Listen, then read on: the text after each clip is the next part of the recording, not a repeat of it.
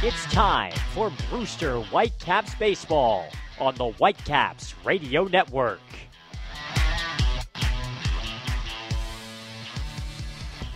It has been 17 long years since the Brewster Whitecaps last celebrated a Cape Cod Baseball League title, and at the start of this year's playoffs, many thought that streak was bound to continue for another year. But then the Brewster Cinderella run to the playoffs began, first with a 3-game series win over the 3-time defending champion YD Red Sox, and then last night a thrilling nail-biter of a victory over the Orleans Firebirds, the team that had the best regular season in the league.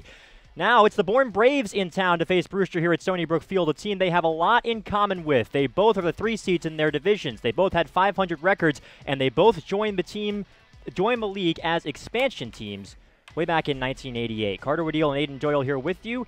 Maura Sheridan will be joining us in just a little bit. This is Game 1 of the championship series here on Cape Cod. Thank you so much for joining us. And Aiden, this is a game that not a lot of people saw coming. You took the words out of my mouth there, Carter. When you were talking about teams or the things that the teams have in common, that was what I was going to go to, is that they were both underdogs this entire run to the championship series. Going into the playoffs, Brewster was facing the 3-time defending champion YD Red Sox in the first round. They lose Game 1 in a heartbreaking fashion, come back, then they lose Game 1 to the number 1 team in the league, Orleans, come back, wins Games 2 and 3. It's been an unbelievable ride, and I bet you if you talk to the majority of the people who follow the Cape League closely this summer, they wouldn't have predicted that it would be a battle of the bees in the finals, if you will, between Bourne and Brewster. This is the matchup that not a lot of people saw coming, but that just adds to the intrigue, adds to the storyline, because these teams have faced off 4 times this season.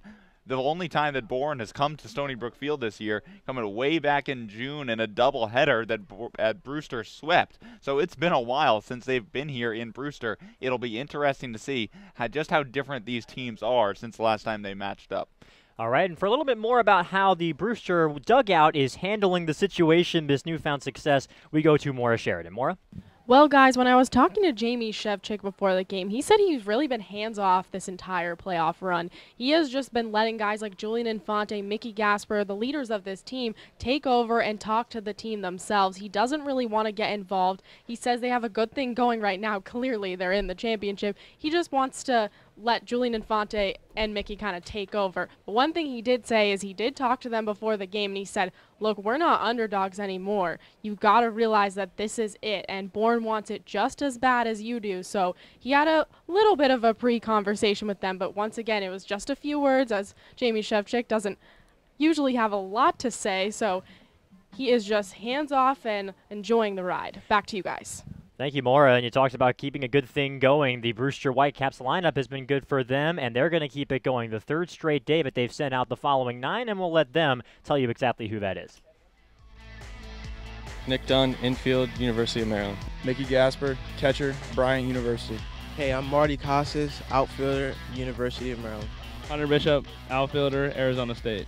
Kyle Datris, infield, University of North Carolina. Chandler Taylor, University of Alabama, outfielder. Darius Hill, outfielder, West Virginia University. Julian Infante, infield, Vanderbilt.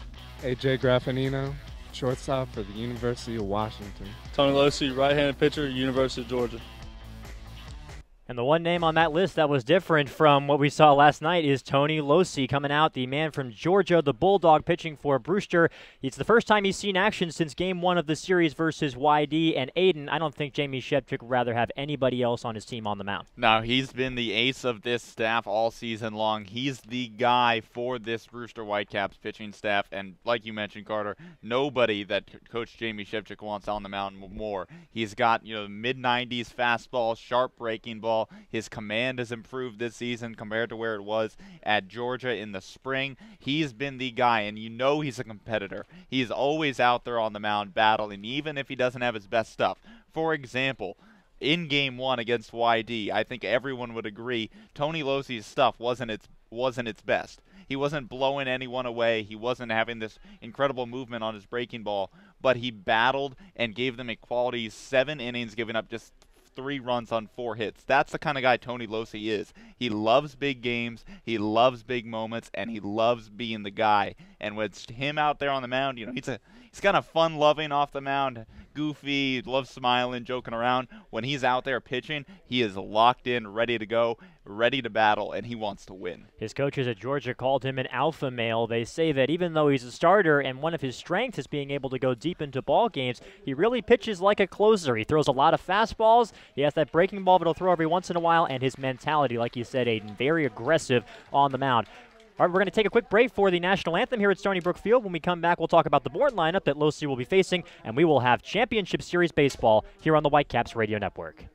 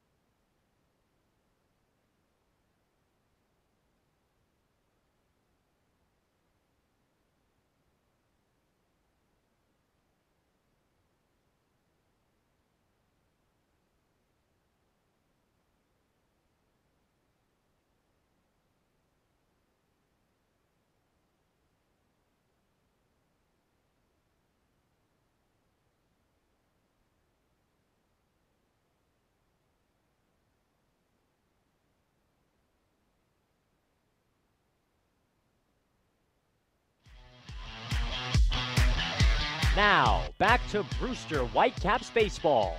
Here are Carter Waddell and Aiden Doyle.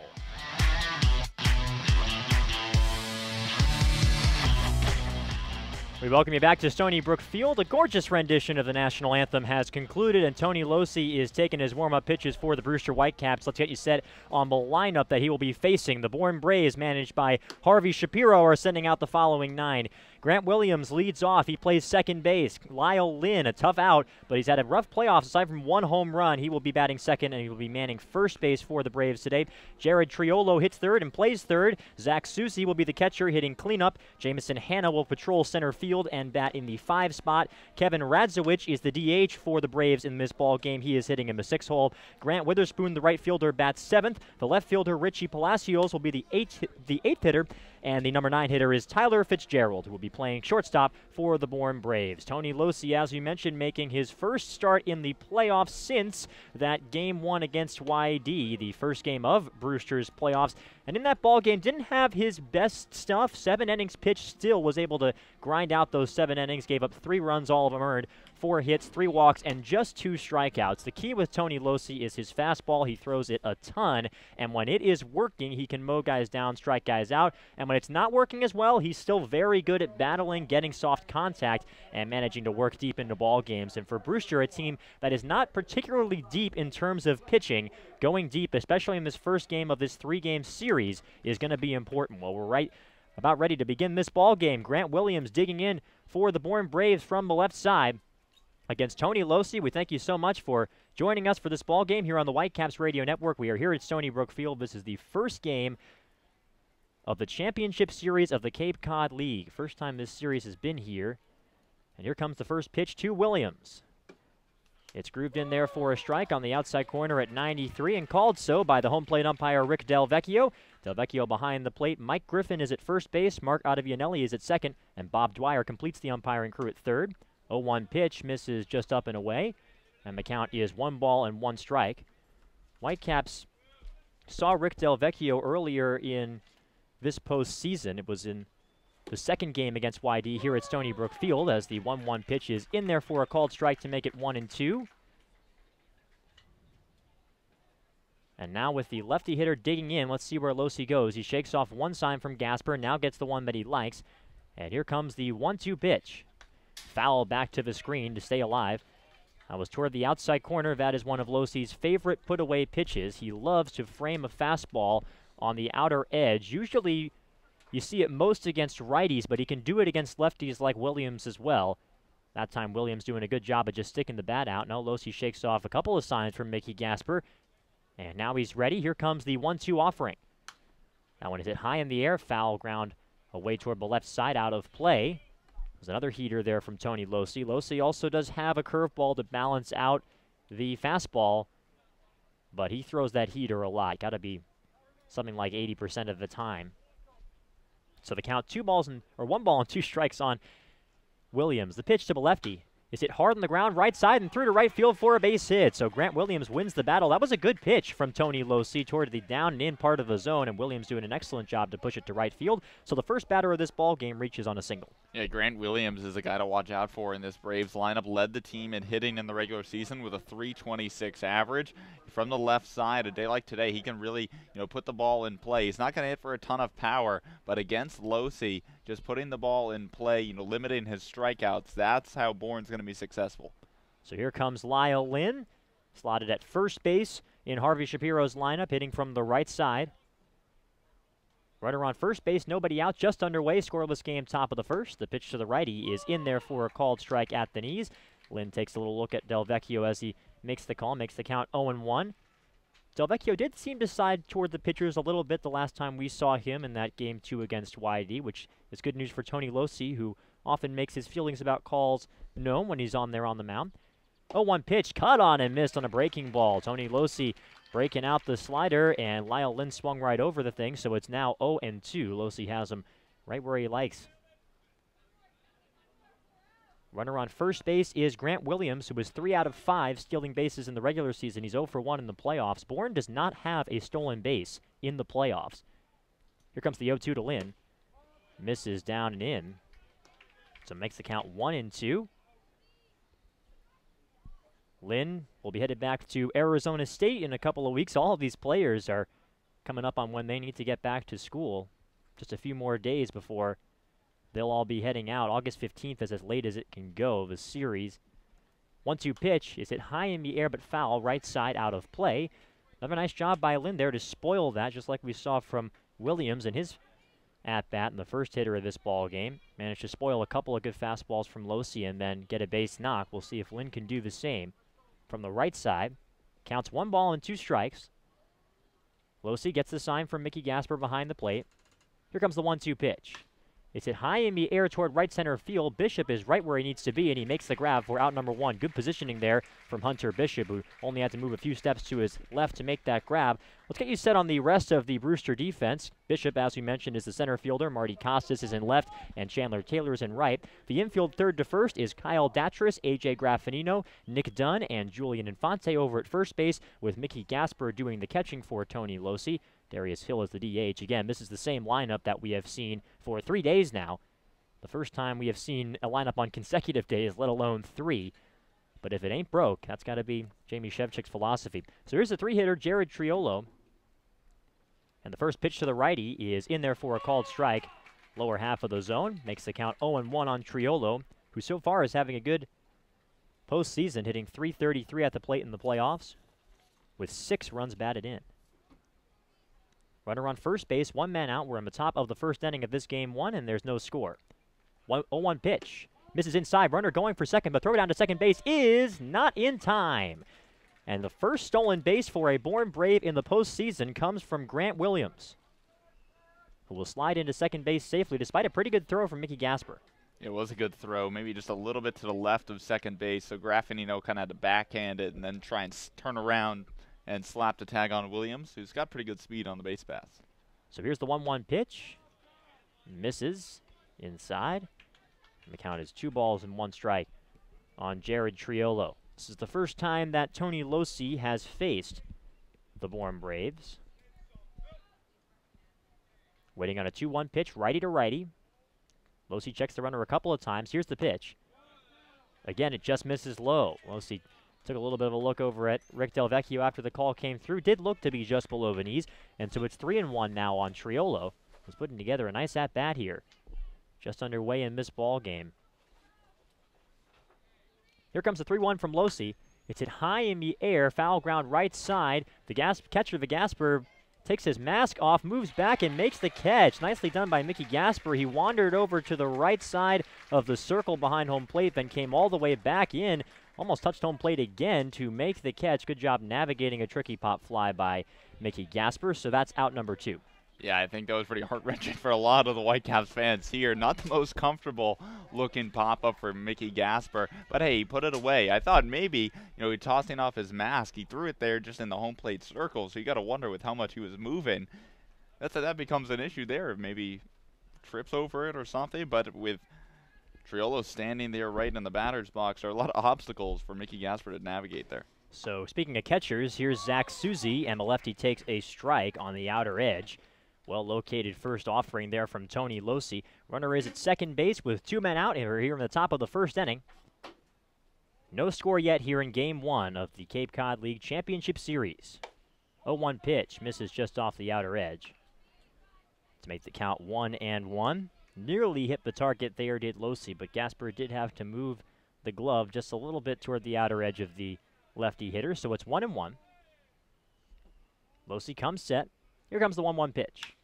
It's looped in the air right to the shortstop Graffinino, who makes the catch to retire the side. Graffinino moved a little bit to his left and grabbed the baseball, and so that finishes things in the top of the first. Bourne does not score. They get 1 hit, and they leave 1 runner on. At the end of the half, it's the Braves 0 and the Brewster Whitecaps coming to bat.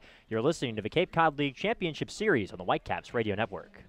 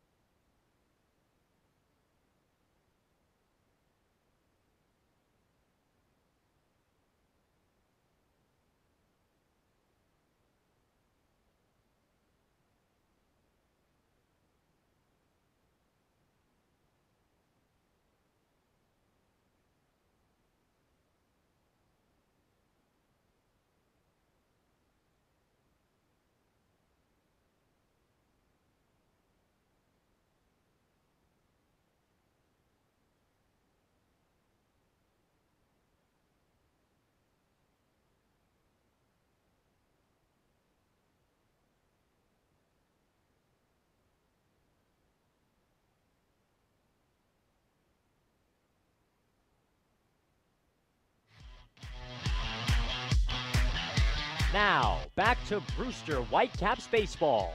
Here are Carter Waddell and Aiden Doyle. We welcome you back to Brewster, starting the bottom of the first of this Game 1 of the Cape League Championship Series. Bourne got a man on, left him at second in the top of the first inning, so we're scoreless as we go to the bottom half. And the leadoff hitters for Brewster will be Dunn, Gasper, and Costas. The top third of the order that we've gotten used to for the Whitecaps. Here is the first pitch to the lefty, Nick Dunn, from the starter Brian Eichhorn. It's cut on and missed for strike number 1. Eichhorn, the right-handed pitcher out of Georgia Southern, getting the nod from Harvey Shapiro for the Bourne Braves for this ball game. Here comes the 0-1 pitch to Nick Dunn, and it misses just inside to the lefty. The catcher, Susie, was setting up down and away, which never helps when you're trying to get a call, and the count is 1-1 on Nick Dunn. Eichhorn working quickly. Here comes the 1-1 offering. It misses low below the knees to make the count 2-1 strike. Eichhorn has 1 start to his name in this postseason. It was in the first round against Katuitt. Was hit for a couple of home runs that inflated the run totals a little bit. Gave up 3 earned in 5 1/3 innings. Here comes the 2-1. It's fouled away toward the left side. So it's 2-2 strikes now on Nick Dunn. Dunn is continuing to be Mr. Consistent for the Whitecaps in this postseason, hitting .231 in the playoffs. Does have a home run and 4 ribbies. Here comes the 2-2 offering from the righty Eichhorn. It's a breaking ball that was left up and hit high in the air, foul ground left side. Moving over and making the play as the third baseman Triolo, just a couple of steps into the warning track in foul territory. So that's the first out of this bottom of the first inning. Well, we've talked all season long about how good this Whitecaps team is at working counts, working walks, getting on base in ways other than recording hits. Well, Eichhorn's the guy who throws a lot of strikes. In 29 2/3 innings this year in the regular season, walked just 5 batters and struck out 25, so a 5-to-1 K-to-walk ratio. So here is Mickey Gasper. The pitch to the switch hitter batting left is a breaking ball and therefore a called strike, just as you said. Aiden does throw a lot of those. Doesn't have blow-away stuff, does Eichhorn. His fastball's like 89, 91 most days. Here comes the 0-1 pitch to Mickey Gasper. It's a fastball, hit high in the air, but foul, left side, and it will get out of play. So that makes the count 0-2 on Gasper. It's a pretty typical arsenal beyond that fastball for Eichhorn. He's got a slider that he'll throw a little bit more to righties and a changeup that he'll throw a little bit more to lefty hitters. We are scoreless here, bottom of the first inning. Here comes the 0-2 pitch to the Whitecaps catcher, and it is just a bit outside. Another off-speed pitch there from Eichhorn. So the count is 1-2. Mickey Gasper continuing his great play at the top of the lineup for Brewster, coming off a day where he reached base twice in that 2-1 win in Game 3 in Orleans last night. Here comes the 1-2 pitch to Gasper. It's fouled away toward the left side again. This is something that Gasper and Dunn, the two hitters at the top of Jamie Shevchik's lineup card, are very, very good at. When they fall behind in counts, they'll just keep hacking off foul balls until the opposing pitcher makes a mistake. They are content to wait for their pitch and can foul off pitches that allows them to do that. Here comes the 1-2 offering from Eichhorn. It's hit high in the air, right side, foul territory. Taking off the mask is the catcher, Susie, but he's going to run out of room, and that one winds up just beyond the bleachers toward the first base side behind home plate. And so it's still 1-2 on Mickey Gasper. Everybody kind of ducking, holding their heads here. It's, as you might expect, a full house here at Stony Brook Field today on a gorgeous day for baseball, partly cloudy. A bit warm, not a ton of wind to speak of, but what there is heading out toward left center. Here comes the 1-2 pitch to Mickey Gasper. It's hit high in the air, foul territory, out of play, and we'll do it again with the count 1-2. It's interesting. This is the first time we're seeing Eichhorn in person, and his delivery is unique, I think, in the way that he takes a deep breath after he comes out of his stretch, or after, when he's starting off the windup. Usually you see guys take that breath and reset after they get the ball from the catcher, after they get the sign. With him, it's after he's begun the motion already. And now time is called by Mickey Gasper after Eichhorn couldn't quite get on the same page with Zach Susie behind the plate, so we'll run everything through again. 1-2 the count on Mickey here in the bottom of the first inning of a scoreless game. Here comes the 1-2. Grounded foul behind the plate, and Gasper will stay alive once again. Gasper with a smile on his face as he watched that one go back. He knows how important these situations are. And for a team like the Bourne Braves, they are not used to getting a lot of length out of their starters. They didn't have a starter go 6 innings for the entirety of the regular season. Here comes the 1-2 pitch to Mickey Gasper. Fastball fouled away left side, so it's still 1-2 on Gasper. Bourne did have a 6-inning performance in the playoffs, but for them, that's kind of one of the areas of the game where they've exceeded expectations. They have a 1.42 ERA in the postseason. They were 4.18 as a team in terms of ERA in the regular season. That was 8th in the league. Here comes the 1-2 to Gasper. It misses down and in. The count is even 2 balls and 2 strikes. The Brewster fans over on the third base side, some approving hands there for Mickey Gasper. They know how important it is to get on top of the ball game early and extend these at-bats. 2-2 on the way. Misses inside for ball 3, so that brings the count full on Gasper. Nod there from Zach Susi as he was throwing the baseball back. It was a pretty good pitch. Looked like it just missed the target. They were setting up down and in, and it looked like it was off the plate. That's what Rick Delvecchio said. So here comes the payoff pitch from Eichhorn. It's hit high in the air towards shallow left field, moving over to his right, and getting underneath it is a left fielder Palacios, and he makes the catch to, at long last, retire Mickey Gasper for out number 2. The defense in full for the Bourne Braves. Richie Palacios, as we mentioned, is in left. Jamison Hanna is the center fielder, and Grant Witherspoon, is the right fielder for the Bourne Braves. Third to first in the infield, it's Triolo, Tyler Fitzgerald at short, Grant Williams at second base, Lyle Lynn is the first baseman, and Zach Susi is doing the catching for Brian Eichhorn to begin this ball game. And now, here comes last night's hero, Marty Costas, digging in from the right side for Brewster against the righty Eichhorn, and here comes the first pitch to the Maryland Terrapin. It's an off-speed pitch breaking ball in there for a called strike 1. Costas, of course, hit a solo home run in the 8th inning of last night's game that proved to be the difference in a 2-1 win for Brewster. That sent them into this championship series. Here comes the 0-1 to Costas. It misses low to make the count 1 ball and 1 strike. Costas and Dasris both went yard for Brewster. That was their whole offense. 2-1 win. A pair of solo homers were enough. Here comes the 1-1 pitch to Costas. It's hit hard, high in the air to right field. Moving back and getting underneath it is the right fielder Witherspoon, and he makes the grab to retire of his side. A nice piece of hitting there by Costas going the opposite way, but Witherspoon was right there. So the Whitecaps go down 1-2-3 in the top of inning number 1. At the end of 1 full inning of play, we are scoreless here in Brewster. You're listening to Brewster Whitecaps Baseball on the Whitecaps Radio Network.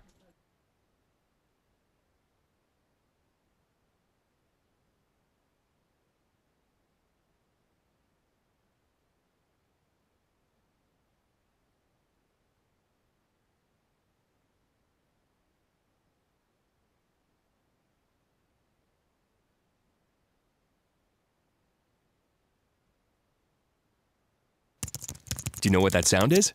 That's your new digital marketing department. And that'll be your new web designer.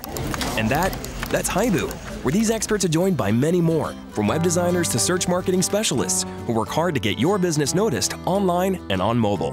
Best of all, Haibu can do it all for you, or give you the tools to do it yourself. To find out more, go to haibu.com. That's HIBU.com, or call 855-464-HIBU. Oh, that'll be your next new customer. Haibu, made for business.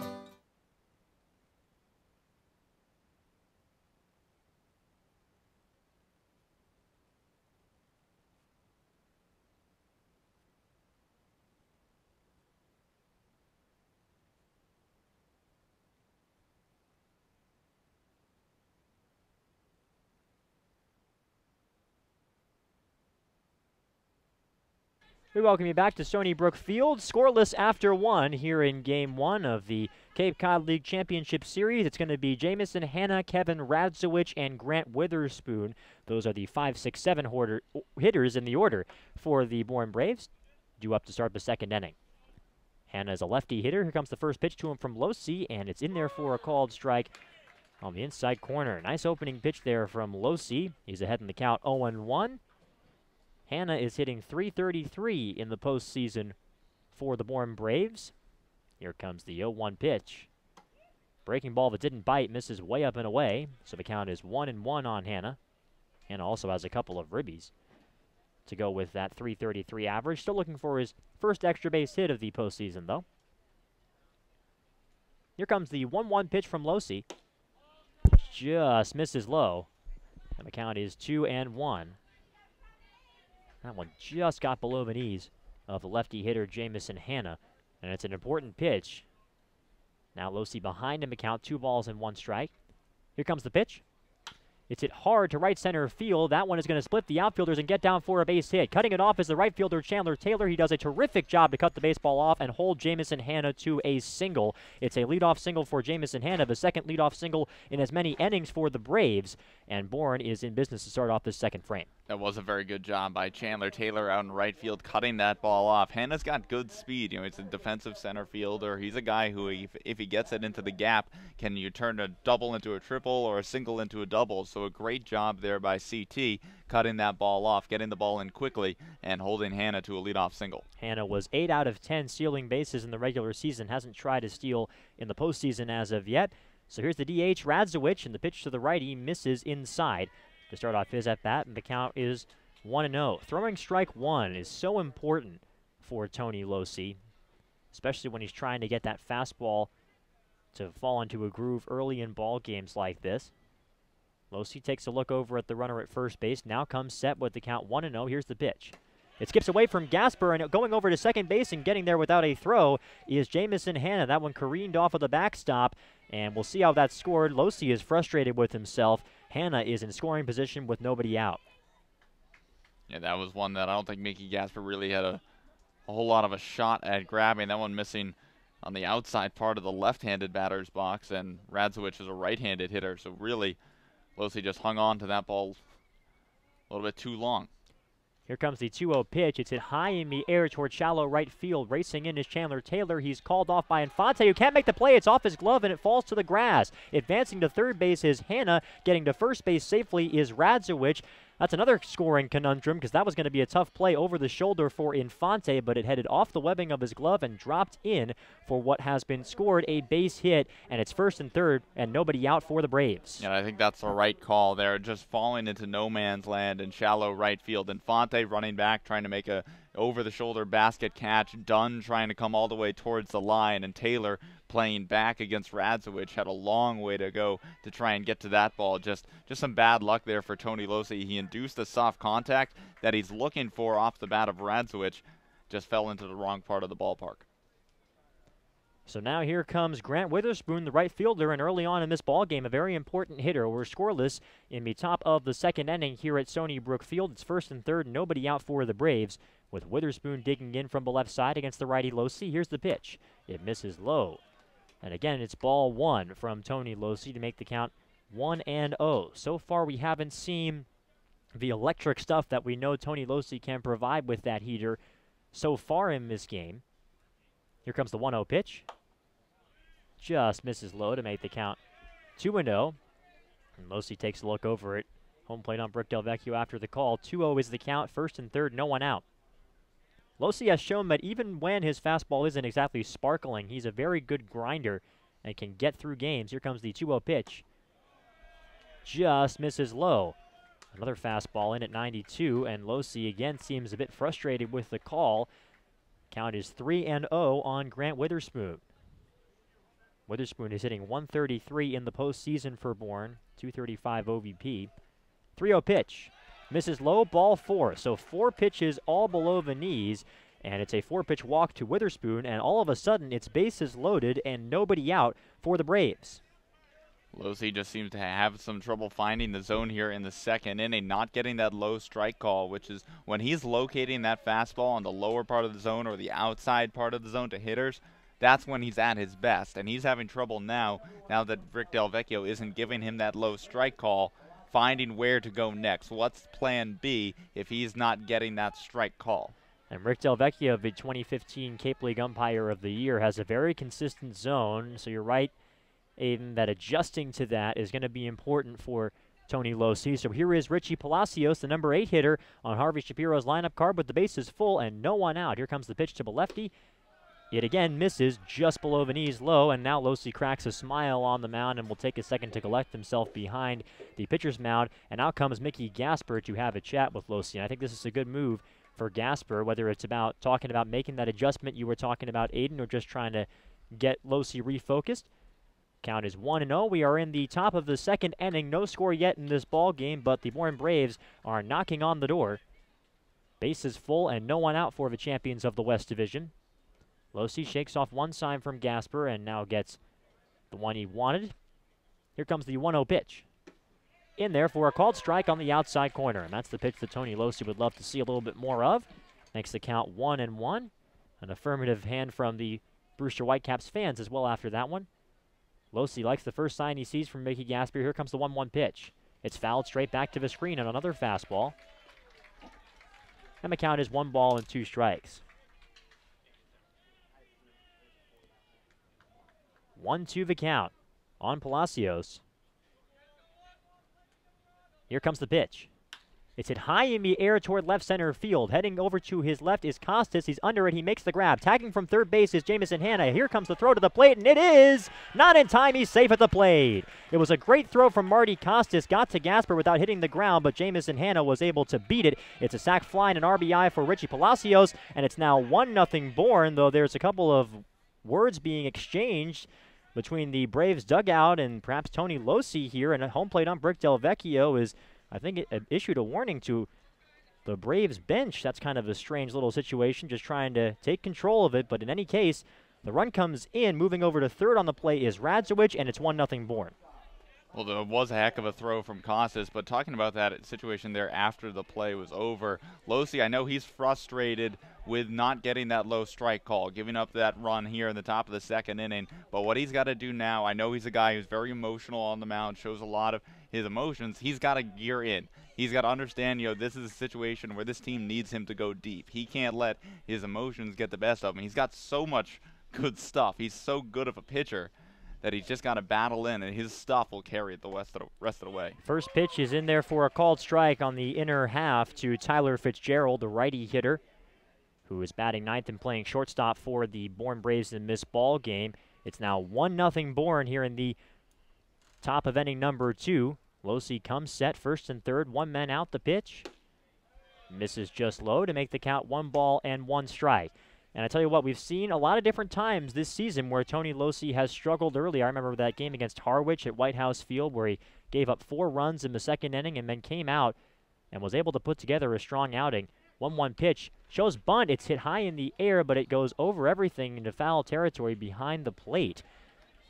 So a failed bunt attempt there from Fitzgerald makes the count 1-2. Trying to catch the defense off guard. The corners are in for Brewster with Infante holding on the runner at first base, Grant Witherspoon. Witherspoon does have speed, which is important in this scenario. A stolen base would take the double play away. Here comes the 1-2 pitch. Hit on the ground, softly foul, right side. Just out of the reach of Vince Redmond, the first base coach for the Braves, and trickles over toward the visitors' dugout on the first base side. So it's still 1-2 strikes on Fitzgerald. Fitzgerald is 4 for 9 in the playoffs so far. Has made it into all 4 of Bourne's games. Runner going for second. 1-2 pitch misses low in the dirt, and the runner will advance without a throw. They are going to appeal to see if he swung, but he did not go. So says Mike Griffin, the first base umpire. So with the stolen base, his first of the playoffs for Witherspoon, his 11th on the Cape, adding to his regular season totals. It's now second and third and 1 out. 2 balls, 2 strikes the count on Fitzgerald, righty to righty. Losey checks the runner. Here comes the pitch. It's fouled off toward the right side, and we'll do it again with the count 2-2. 1-0 the score. Braves on top. Here in the top of inning number 2, Bourne has yet to be defeated in this postseason. They swept Katuitt in the first round and then swept the Wareham Gatemen in the West Division Championship Series after the Gatemen upended the top-seeded Falmouth Commodores. Losey holds the set. Here comes the 2-2. It's fouled off again toward the right side behind the plate. Whacks into the screen. And so it's still 2-2 and a couple of affirmative hoots and hollers from the Braves dugout. They like this at-bat that Fitzgerald is putting together with Grant Williams, the leadoff hitter, on deck for the Braves. It's Radzowicz at first base, Witherspoon at second. And Witherspoon, again, has speed out there. 2-2 the count. Losey comes set. Here comes the pitch. Swing and a miss, he got him. Fooled him with a breaking ball. First strikeout of the game for Tony Losey, and the second out of the second inning. And that was a great breaking ball from Tony down and into the right-handed hitting Fitzgerald. I think that's probably the best breaking ball we've seen from him tonight to put Fitzgerald away. Set it up nicely with a fastball outside. Fitzgerald battled, but then Losey sets that pitch up with that fastball, goes to the breaking ball inside. Fitzgerald had no shot at that one. So now Losey can relax a little bit, just needs to get Grant Williams to finish this top of the second inning. 1 run already in for Bourne on the sac fly from Palacios. Here comes the pitch to the lefty Grant Williams, and it misses low in the dirt. Makes the count 1-0. A little bit of the dirt swirling about as it bounces in there. We did have a bit of an issue with the hose in terms of watering the infield, especially the home plate area. So when folks slide in there like we saw on the sac fly with Hannah sliding in, there is a bunch of dirt that gets kicked up. 1-0 pitch. In there for a called strike at the knees. Losey gets that call on the lower part of the zone, and the count is even now. 1 ball and 1 strike on Williams, who singled his first time, stole second base, and then was left stranded after the 2, 3, and 4 hitters were retired in order by Losey in the first inning. Here comes the 1-1 pitch. It's hit hard but foul down the first base line. A little skip to my Lou from Vince Redmond, the first base coach for Bourne. And now it's 1-2.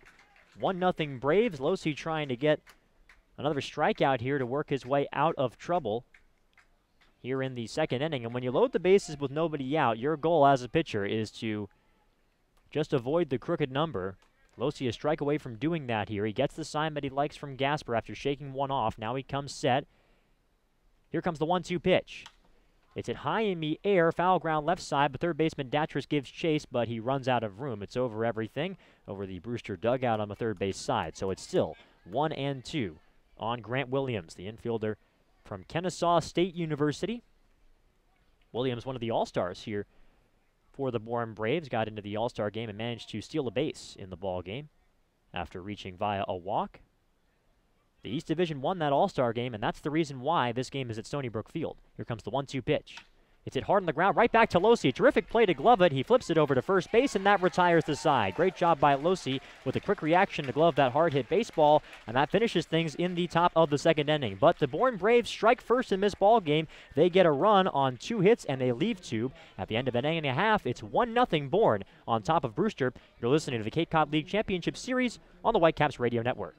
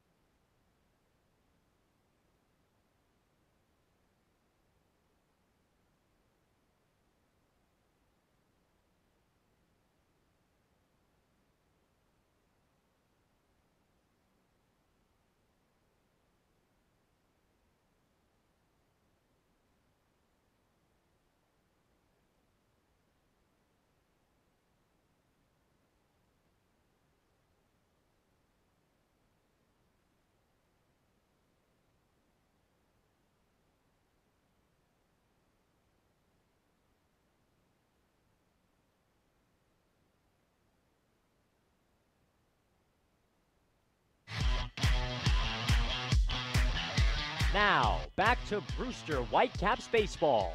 Here are Carter Wedeel and Aiden Doyle.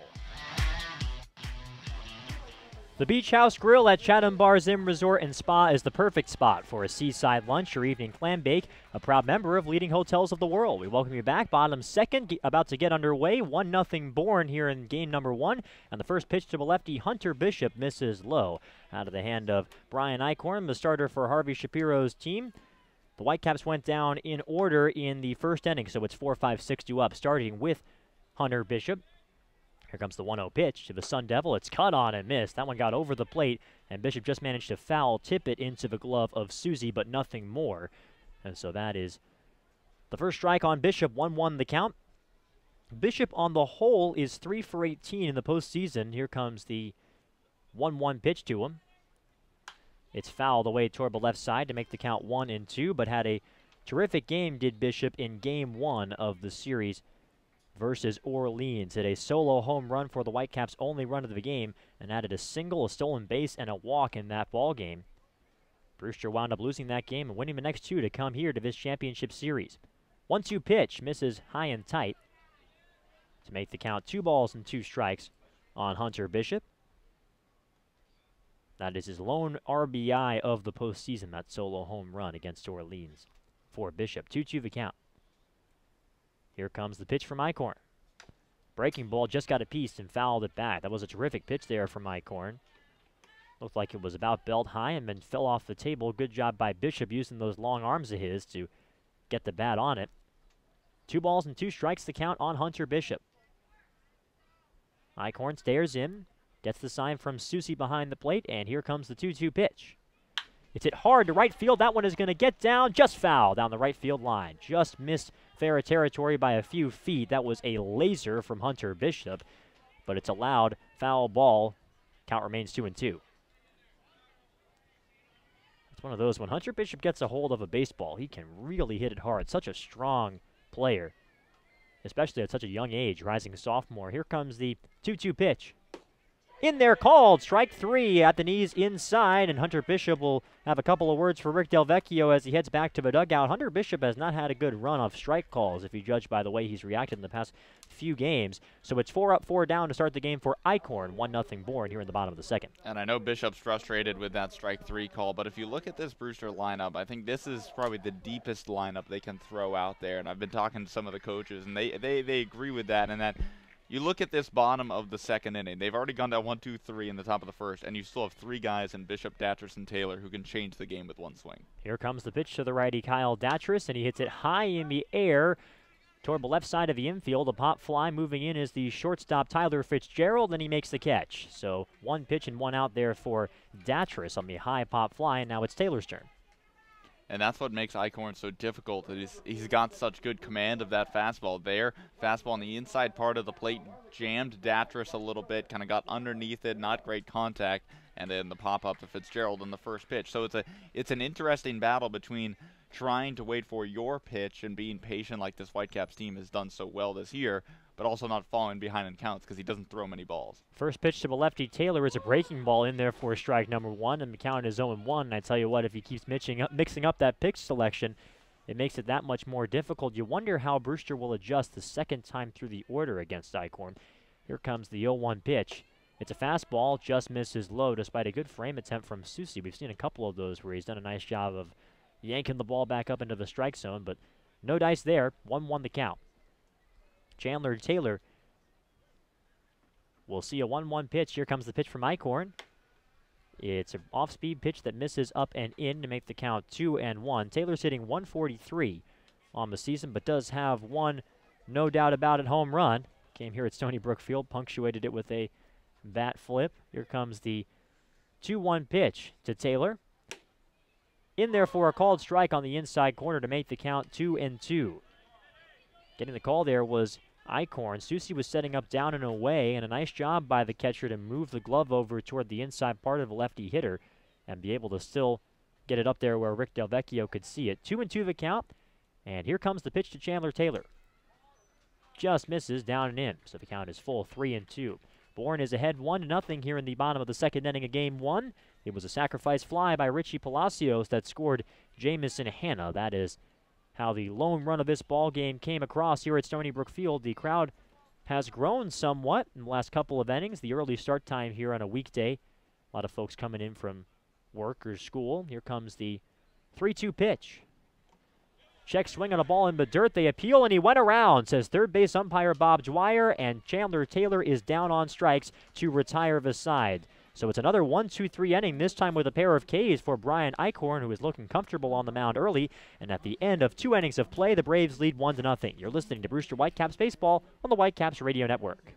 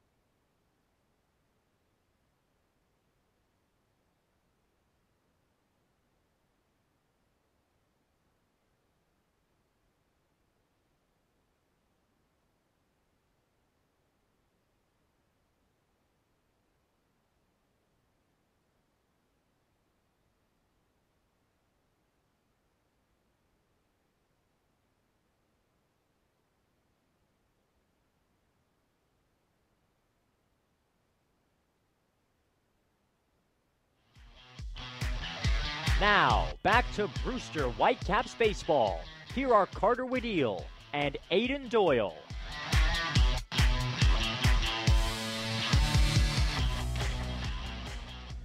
Back here at Stony Brook Field in Brewster, where the home team trails 1-0 here in Game 1 of this Cape Cod League Championship Series. Lyle Lynn leads off the third inning against Tony Losi and swings and misses at the first pitch. It was an off-speed offering there from Tony Losi, and Lynn takes a deep breath after taking a home run cut at that one. Counts 0-1 on the first baseman for Bourne in this ball game, and quickly here comes the pitch. Another breaking ball. This one's hit high in the air to right center field. Hunter Bishop moving over to his left. He's underneath it, and the center fielder makes the grab over in about in straightaway right center by the time he caught it to retire Lyle Lynn, out number 1. Well, this is really interesting because today at Stony Brook Field, the wind's kind of blowing to left field. Lyle Lynn's a right-handed hitter, but both times he's come up, Hunter Bishop has been positioned perfectly in right center field. They're teammates at Arizona State, so maybe he knows Lynn's tendencies a little bit better than all of the other guys out here on the field, recognizing that, hey, he likes to go the opposite way a lot. Here comes the pitch to the righty swinging Jared Triolo, and it misses low to make the count 1-0. And I tell you what, Hunter Bishop has done a terrific job with the little things defensively in center field in this postseason, getting the balls, getting good jumps, taking good routes. Here comes the 1-0. Cut on and miss for strike number 1. Another home run swing there, that time from Triolo, to make the count 1-1. Perhaps Tony Losi's stuff getting a little bit more effective here. And this is one of the things that Losi can do that few other pitchers on this Whitecap staff can. He can get better as time is called, as Losi was getting ready to go, working very quickly, and Triolo wants to slow things down a bit. 1-1 is the count. But as I was saying, Losi can do a terrific job adjusting and getting better the second or third time through the order. A lot of times that's when a lot of these folks will struggle. 1-1 pitch is fouled back to the screen, so it's 1-2 on Triolo. Triolo, his first time, hit a pop fly basically straight up in the air that the catcher Mickey Gasper was able to glove inside the dirt circle surrounding home plate. That was in the first inning. Here comes the 1-2 pitch. It's hit hard on the ground, a chopper to third. Datris fields it. He throws across the diamond, and it's in time for out number 2. Nicely done by Kyle Datris. Again, with this dry infield today, might be a little bit tougher to field hoppers like that one that take big bounces off of the infield, but Datris collects it, and we have 2 outs here in the top of the third. A good job there by Losi using the breaking ball to keep Triolo off balance, setting it up with the fastball, mixing speeds. That's how Losi's going to be effective today. If he's not going to be getting that low strike call on the fastball, we've seen him just paint corners all day long with the fastball. But if he's not getting that pitch, he's got to change speeds more. So here's the lefty catcher, Zach Susi. He takes his first pitch up above the zone. 1-0 the count. 1-0 is the score. Bourne is on top. We're in the top of the third inning here at a packed Stony Brook Field. 1-0 pitch. Check swing on a pitch that was called a strike regardless, and the count is 1-1 on Susi. Susi, his first time up, hit a little looper over to the shortstop Graffinino to retire the side in the first inning. That left the runner Williams stranded on second base. Here comes the 1-1 pitch. It misses low, so it's 2-1. Now on Susi. And you're right, that this has been a good decision here, I think, by Tony Losi, and perhaps a conscious one from him to go a little bit away from that fastball a little bit more. Losi's a guy who shakes off a lot of signs. A lot of times it's him that's driving the force in what pitch he throws. 2-1 pitch is hit high in the air but foul left side, so it gets out of play, and the count is even 2-2. Losi, if you were to tally up where the Whitecaps are in terms of pitches shaken off, he'd probably be in the top of the list. He knows what he wants to throw and has made an adjustment here in this third inning. Second time through the order, has yet to allow a base runner in the first 3 hitters that he's faced for a second time. And speaking of time, it's called by Rick Del Vecchio behind the plate, granting time to Susi, who takes a second to take a practice cut, and it's still 2-2. Losi clearly wants to work quickly and keep the momentum going out of the windup here. Here comes the 2-2 pitch. Misses low in the dirt, and the count is full on Susi. Susi, the catcher for Harvey Shapiro's club, hitting cleanup in this ball game. And here comes a 3-2 offering. It's hit high in the air to center field. On his horse, racing back is Bishop. Now he camps underneath it, and he makes the catch, moving a bit more to his right. Another great route there from Hunter Bishop, and that retires the side. 1-2-3 go the Bourne Braves in the top of the third inning. Tony Losi settling in a little bit more now. He's retired 5 batters in a row. And at the end of 2.5 innings of play, it's 1-0 Bourne. You're listening to Brewster Whitecaps Baseball on the Whitecaps Radio Network.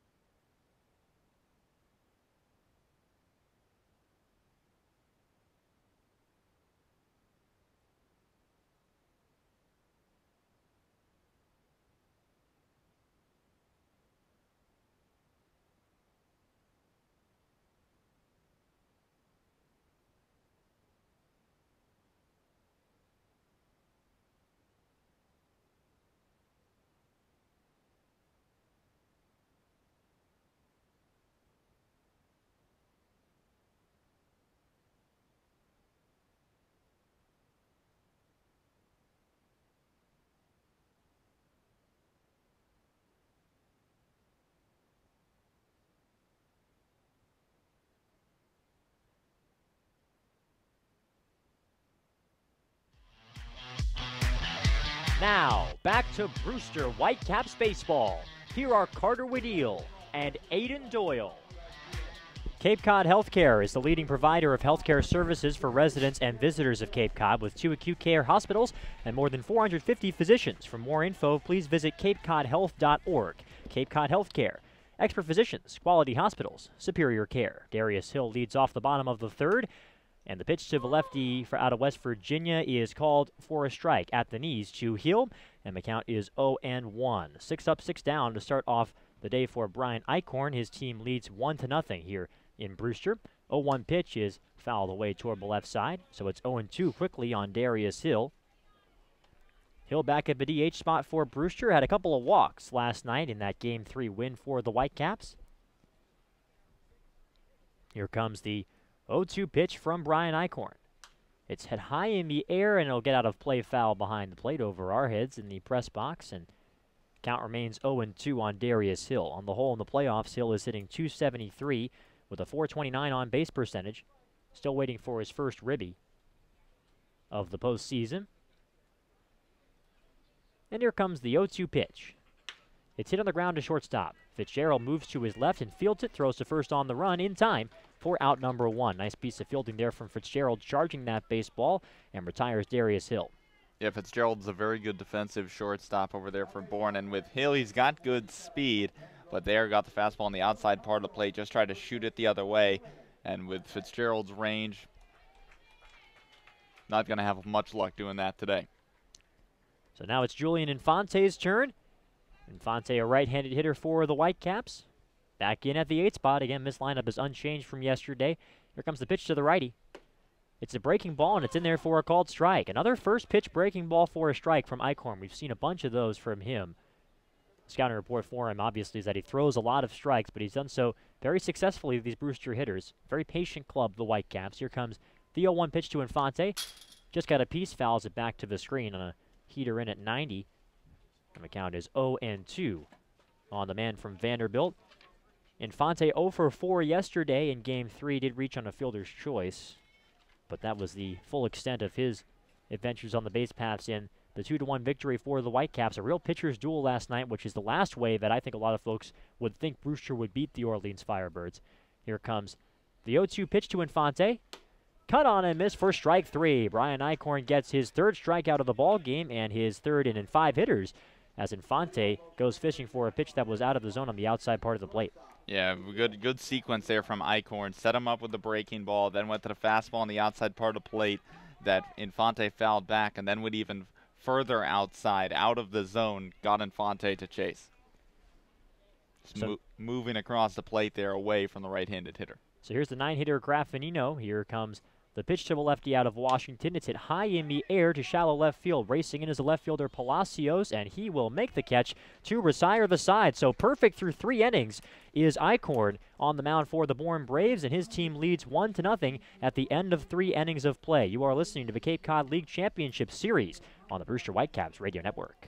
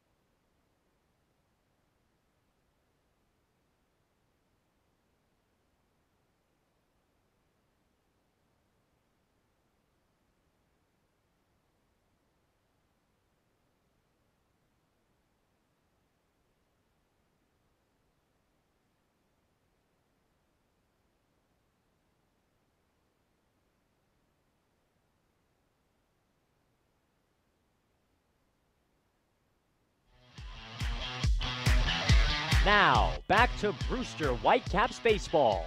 Here are Carter Wedeel and Aiden Doyle.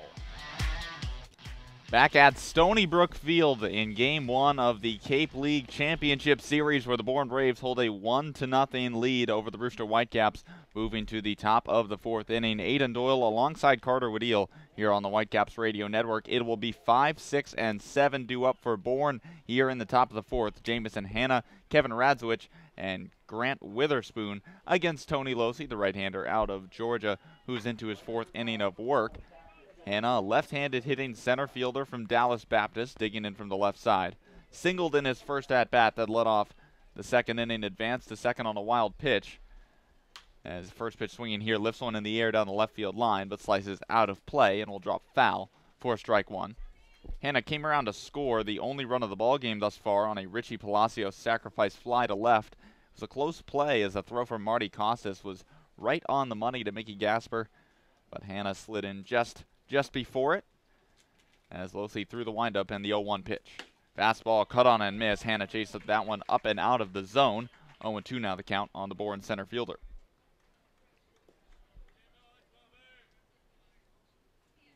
Losi and Hanna also exchanged words after Hanna slid in safe and started walking back towards the dugout. As the 0-2 pitch on its way, this one right back up the middle, fielded to the left of second base by Graffinino, throw on to first in time, close play, but Mike Griffin rings up Jamison Hanna for out number 1. Well, that was a terrific play from both ends of that throw. Graffinino did a great job tracking down that little 11-hopper through the middle, and then Julian Infante, kind of a snow cone play at first base on the stretch. And I tell you what, I mean, I feel like I say this all the time, but that's the value that Julian Infante brings to this team. You know, beyond his steadiness at the plate, he's such a great defensive first baseman. It helps him with a lot of different little things like that. First pitch to Kevin Radzowicz, chopped towards third, fielded by Kyle Datris, throw on to first in plenty of time for out number 2. So 2 quick outs for Tony Losi on a pair of ground balls, 1 to short, 1 to third, and there's 2 away in the top of the 4th. And this is prototypical battling Tony Losi right now. I mean, he's retired 8 in a row, and we've only seen 1 strikeout. He's doing a great job of kind of switching into that next gear.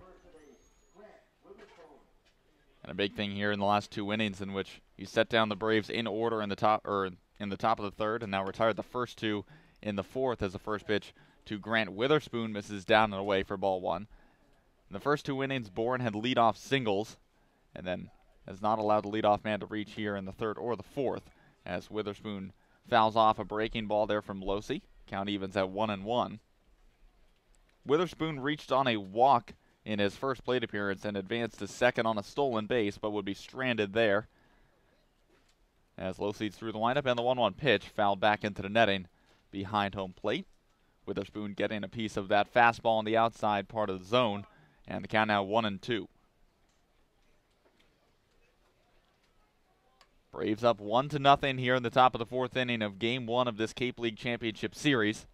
And the 1-2 pitch on its way. Breaking ball hit on the ground towards short. Ranging to his left is Graffinino. Fields on a hop, throw on to first in time. So 3 ground ball outs for Tony Losi. He's retired 9 in a row now for Brewster, and after 3.5, it's still 1-0 Braves in Game 1 of the championship series. You're listening to Brewster Whitecaps Baseball on the Whitecaps Radio Network.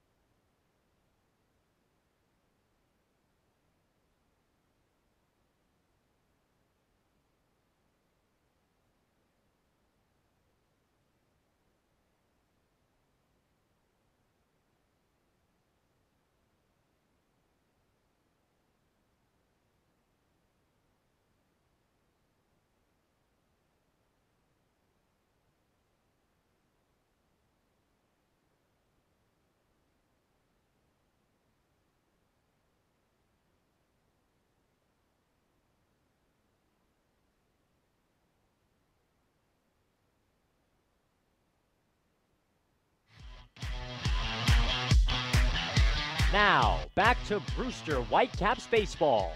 Here are Carter Wedeel and Aiden Doyle.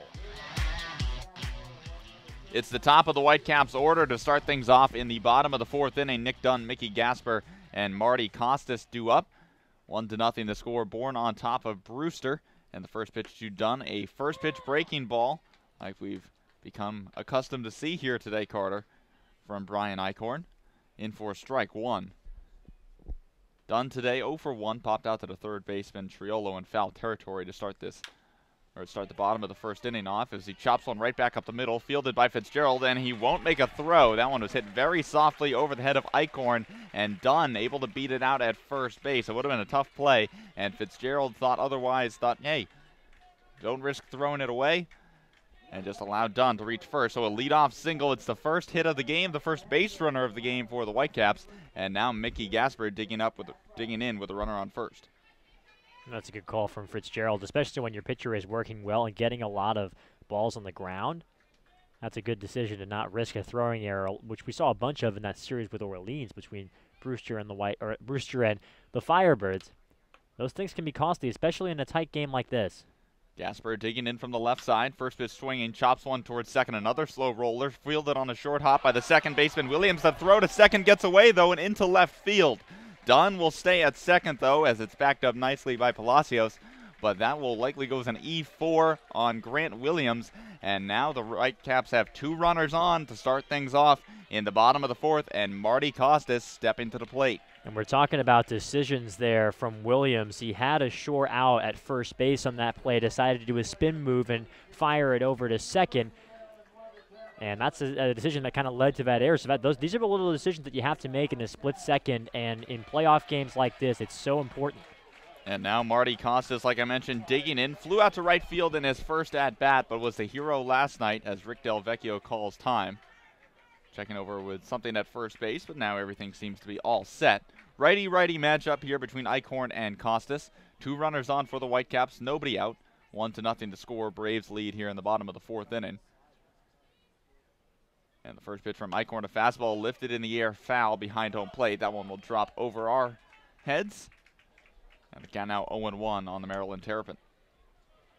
Marty had the tie-breaking home run last night at Eldridge Park in the 8th inning to give the Whitecaps a 2-1 lead, a lead that they would hold as Will Tribuker shut down the Firebirds with 2 perfect innings in the 8th and 9th. That allowed the Whitecaps to get to this championship series, their first appearance in the final round since 2000. As Eichhorn comes set, and the 0-1 pitch. Breaking ball there on the outside part of the plate, and Costas quickly behind 0-2. Marty gave a ball a ride in his first at-bat, but it was tracked down by Grant Witherspoon in right field. That ended the bottom of the first inning. Been swinging a hot bat, though, in the playoffs. Leads the team with a .333 average, and tied for the team lead with 6 RBI. 0-2 pitch caught on and missed. Costas swung through a fastball there on the outside part of the plate, And Marty goes down swinging for out number 1. Boy, Brian Eichhorn is looking like he is ready for this big stage here in the League Championship Series, staring down the hottest hitter in the ballpark perhaps, and a gorgeous pitch sequence to strike him out.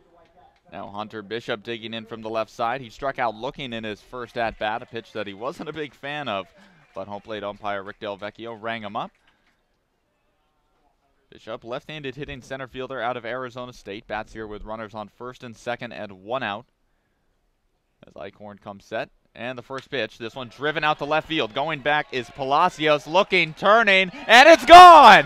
Hunter Bishop with one swing of the bat puts the Whitecaps up 3-1, just like he did in Game 1 of the Eastern Division Championship Series. He goes the other way for a home run. It's his second of the postseason, and the Whitecaps lead 3-1. He's greeted at home plate by Mickey Gasper, Kyle Datris, and Nick Dunn, and that just sent shockwaves through the crowd here at Stony Brook Field. And boy, Hunter Bishop is fired up. We're going the opposite way for that dinger, and that is a massive home run for the Whitecaps and for this ball game.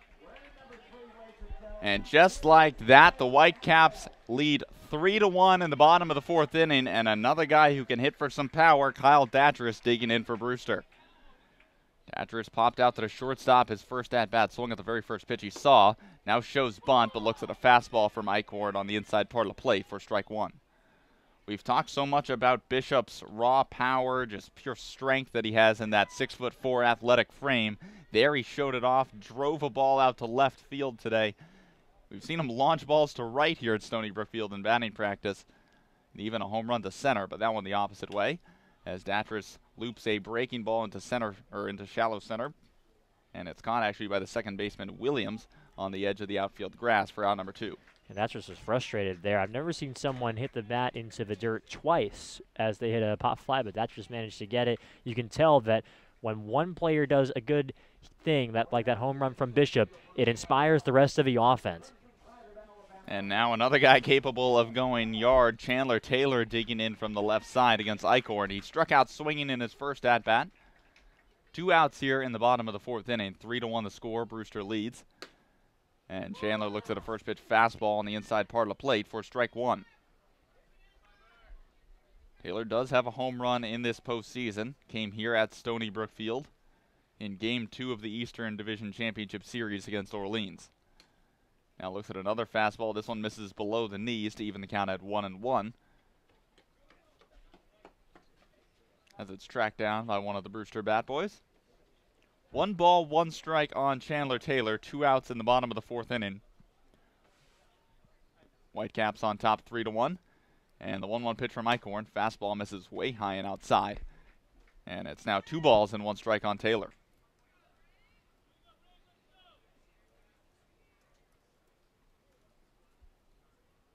Eichhorn looking into Susie.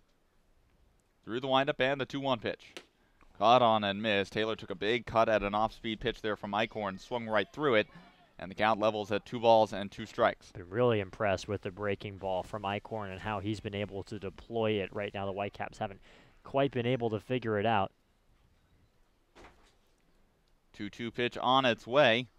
Caught on and missed. Chandler swung through a fastball there for strike 3 and the 3rd out of the inning. But the Whitecaps take a 3-1 lead on 1 swing of the bat. Hunter Bishop with a 3-run shot to left field over the fence here at Stony Brook Field. And after 4 innings, the Whitecaps lead this one 3-1. You're listening to Brewster Whitecaps Baseball on the Whitecaps Radio Network.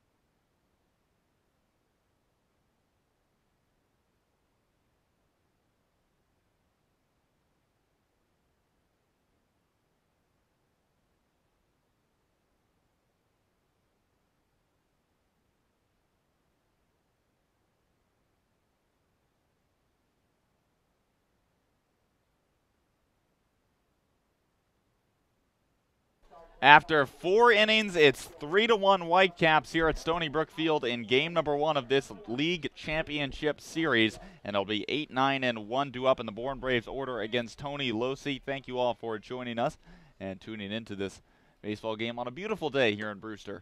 As the first pitch from Tony Losi misses down and away to Richie Palacios. Palacios showed bunt but took it back as the fastball from Losi missed outside. Now the 1-0 pitch, another fastball. This one misses for ball 2. Count now 2-0 on Palacios. Losi working quickly through the windup, and the 2-0 pitch fouled back into the netting behind home plate. And now it's 2 balls and 1 strike on Palacios. Palacios had a sacrifice fly into left field to bring home the only run of the ball game for the Braves, as Losi misses down and in with a fastball, now 3-1. That coming back in the top of the second inning, scored Jamison Hanna on the play. 3-1 pitch on its way. This one misses down and in, and Richie Palacios reaches on a leadoff walk to start things in the top of the 5th inning. And now it'll be the number 9 hitter, Tyler Fitzgerald. Second walk of the game for Losi. I know that Losi himself, when we've talked to him after his starts, has always talked about how limiting walks is something that's at the front of his mind whenever he takes the mound. So far has been able to keep it down somewhat, but now a speedy runner on first base. Palacios, like you mentioned, Carter, with good speed at first. That's the first time since that run-scoring second inning that Bourne has allowed the lead, or Bourne has gotten the leadoff man on. And now Losi will take a step off the mound, as Fitzgerald also signals for time.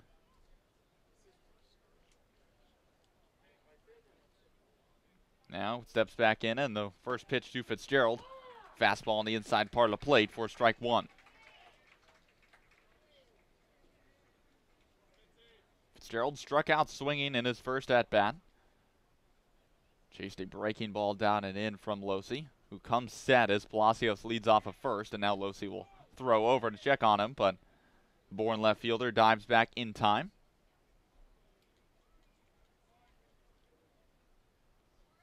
Losi looking into Gasper, now comes set, and the 0-1 pitch. This one driven into center field. That'll get down for a base hit as Palacios moves to second, and back-to-back base runners for the Braves to start things off in the top of the 5th, and now it's to the top of the order for Bourne. Yeah, very important there. Great job by the 8 and 9 hitters. The leadoff walk him and a bullet to center field by Fitzgerald. And now for the Braves, it's about trying to get back into this ball game. It's almost kind of like a shutdown ending. I know it doesn't line up quite well on the scoreboard, but here after Brewster was able to put up a 3 spot, I'm sure Tony Losi would love to get a 0 and keep this lead at 3-1. Williams digging in from the left side. He's 1 for 2 on the day. Shows bunt, but takes it back as Losi misses down and away for ball 1. Williams started the game off with a single to right field, then stole second, but was stranded there as Losi set down the next 3 batters in order in the top of the first, and then grounded right back to Losi to end the top of the second. Shows bunt again, but Losi misses downstairs below the knees with a fastball, and it's quickly 2 balls and no strikes on the Bourne second baseman.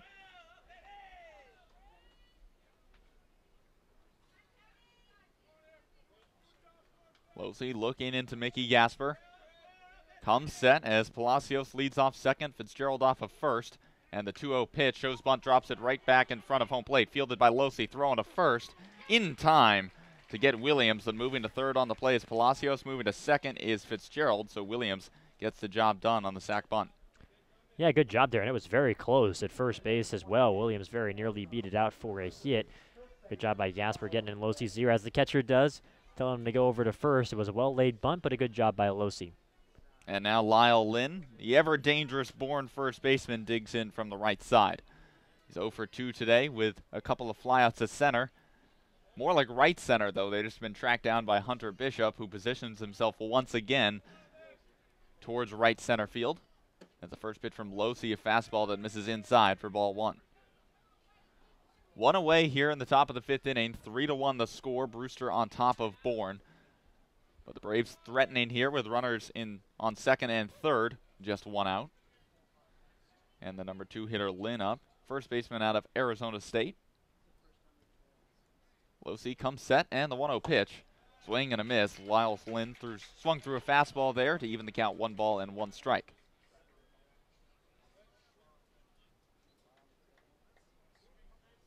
Lynn's put a charge into a couple of balls today, but like I mentioned, both of them tracked down by Bishop in center field. Wind has died down a bit here in the 5th inning. Not much movement on the flag out in center field. And the 1-1 pitch from Losey on its way. This fastball misses downstairs in the dirt. 2 balls and 1 strike now, the count on Lynn. Jared Triolo waiting on deck for Bourne. As Lynn steps back into the box after tightening the batting gloves. And the 2-1 pitch on its way from Losey. Another fastball that misses down and in for ball 3. Losey having some trouble locating here against Lynn. Behind in the count, 3 balls and 1 strike. Like I mentioned, 2 runners in scoring position for the Braves. Palacios off of third, Fitzgerald off of second. 1 out, top of the 5th inning. Whitecaps lead this one 3-1. And the pitch from Losey. This one fouled off right into the batter's box by Lynn. And the count now full. Chase that fastball down and in.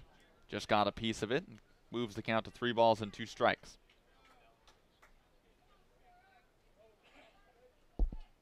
Mickey Gasper goes out to the mound to have a chat with his right-handed starter. But it's just a short one as the Bryant Bulldog retreats back to behind home plate. Big pitch here for Losey. 3 balls and 2 strikes. Full count on Lyle Lynn. 1 out. Runners on second and third. Losey set and the pitch. Breaking ball lifted in the air. Foul, though, over the first base dugout and out of play. Lynn does a good job staying alive. Terrific at-bat here from Lyle Lynn. He's been nodding to himself the whole time at the plate. Seems like he's seeing the pitches real well from Tony Losey in the 3rd time that he's faced him here. Count remains 3 balls, 2 strikes. 1 out. Top of the 5th inning. And the payoff pitch from Losey. Another foul ball from Lynn. He tried to lay off a breaking pitch down and away, but just got a piece of it. So a little bit of bad luck there for Lynn, as it would have been ball 4. But we'll do it again here in Brewster. Went about halfway around there, maybe a little bit less than that. Just got a piece of the bat. Still a full count, still 2 runners on and 1 out. Losey set, and the payoff pitch. Fastball hit on the ground towards third, fielded by Datris. Runners breaking for home. They throw home, and they've got Palacios in a rundown, and Mickey Gasper tags him out. So a heads-up play there by Kyle Datris. Some bad base running by Richie Palacios. And there's 2 away as Fitzgerald moves to third on the play. Lynn reaches on the fielder's choice. But now Losey just 1 out away from getting out of the inning. That was a great heads-up play, perfect way to describe it, Aiden. Not just from Datris, but also from Gasper being able to have the presence of mind to run up and apply the tag himself without furthering the rundown and allowing Lyle Lynn, who has some speed to him, to get over to second base. So a great job all around from the Brewster defense, taking advantage of a mistake from Palacios. Yeah, it looked like as soon as Palacios broke to home, he knew, oops, that was a mistake, because the throw came into Gasper, beat him by, he was probably halfway down the line when the throw got there. As the first pitch from Losey misses down and into Jared Triolo for ball 1. Triolo today 0 for 2, popped out to the catcher in the 1st inning, and then grounded out to Datris at the 3rd for the 2nd out of the 3rd. That's here with runners on the corners. Ahead in the count, 1 ball, no strikes. Now 2-0 as Losey misses in the dirt with a fastball. Triolo, the 3rd baseman out of the University of Houston. Came into the game batting .333 in the playoffs. As Losey comes set, and the 2-0 pitch. This one lined to the left field. That'll get down and roll into the corner. Scoring is Fitzgerald. Rounding second is Lynn. He's digging for third, and he'll be held there, says Harvey Shapiro.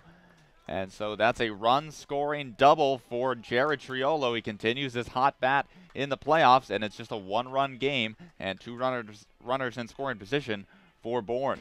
And a great decision by Shapiro to hold up Lyle Lynn at third base. We've already seen a great throw from Costas out in left field on the sacrifice fly that just was a little bit late, and so a good job there to hold him up. But as you said, Triolo has been red hot in the postseason, and now is able to cut the lead in half. Very important hitter here for Tony Losey with 2 men out, and he's going to get some guidance, it looks like, from pitching coach Austin Straub before Zach Susi digs in.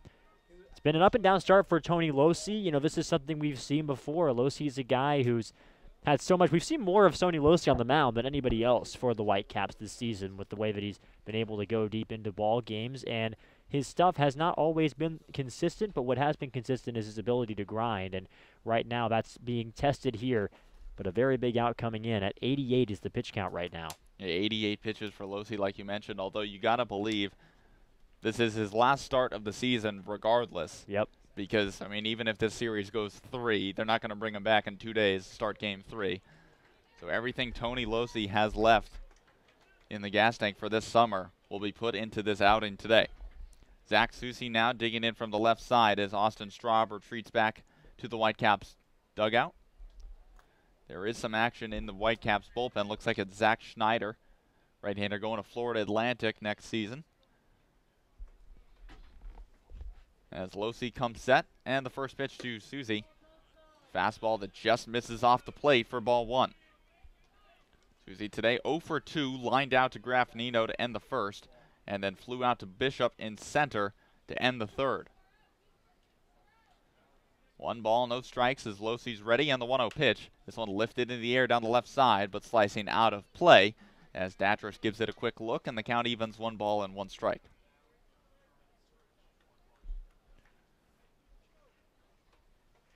Susi, left-handed hitting catcher out of the University of Connecticut. Batting here in a big spot for Bourne. 2 outs, 2 runners on, 1-run game. Pitch from Losey, caught on and missed. Chased the fastball outside there, did Susi. And now Tony Losey just 1 strike away from stranding runners at second and third. Boy, did Losey get a good fastball there when he needed it to fool Susi. And great 2-seam action as well, going away from the left-handed hitter.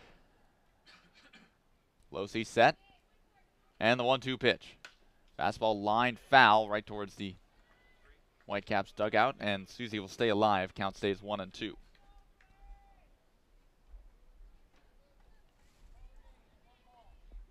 One ball, 2 strikes, 2 outs the count on Susi.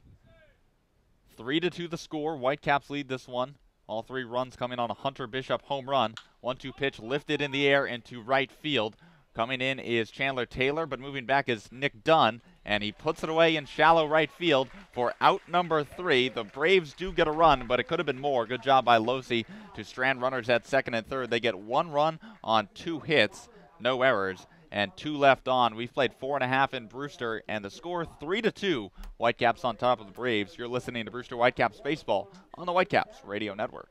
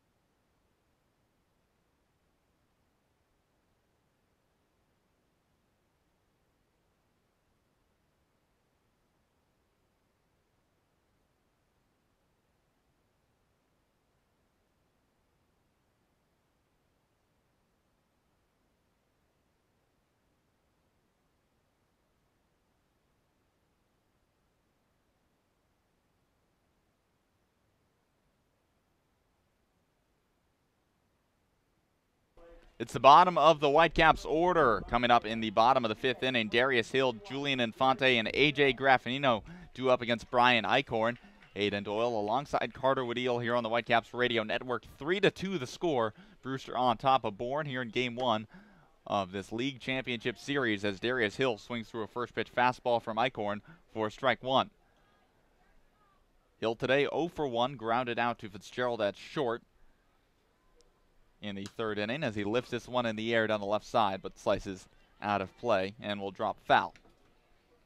So an 0-2 count now on the Brewster designated hitter. Darius came into the game batting .273 in the playoffs. As Eichhorn through the windup and the 0-2 pitch. Fastball driven out to left field, moving towards the pole is the left fielder Palacios, and he makes the play just shy of the pole, kind of straddling the left field foul line for out number 1. That's a tricky play there because there were a bunch of fans out there just in foul territory. He almost kind of fell in somebody's lap out there, but was able to keep his footing. Well, that's the thing, is that right where the foul pole is, there isn't basically any foul ground to the left of that because it almost immediately becomes out of play. So you've got to try and make that catch within like a 3-foot radius. Now Julian Infante digging in from the right side. And the first pitch from Eichhorn. Fastball just misses off the plate for ball 1. Infante struck out swinging in his first at-bat, chased a fastball off the plate for out number 2 in that third inning. Righty-righty matchup as Eichhorn works through the windup. And the 1-0 pitch. This one lined towards third base and just foul and out of the reach of a diving Jared Triolo. Wasn't hit extremely hard by Infante, but it was fouled just to the left of the line by about foot and a half. So the count evens at 1 ball and 1 strike.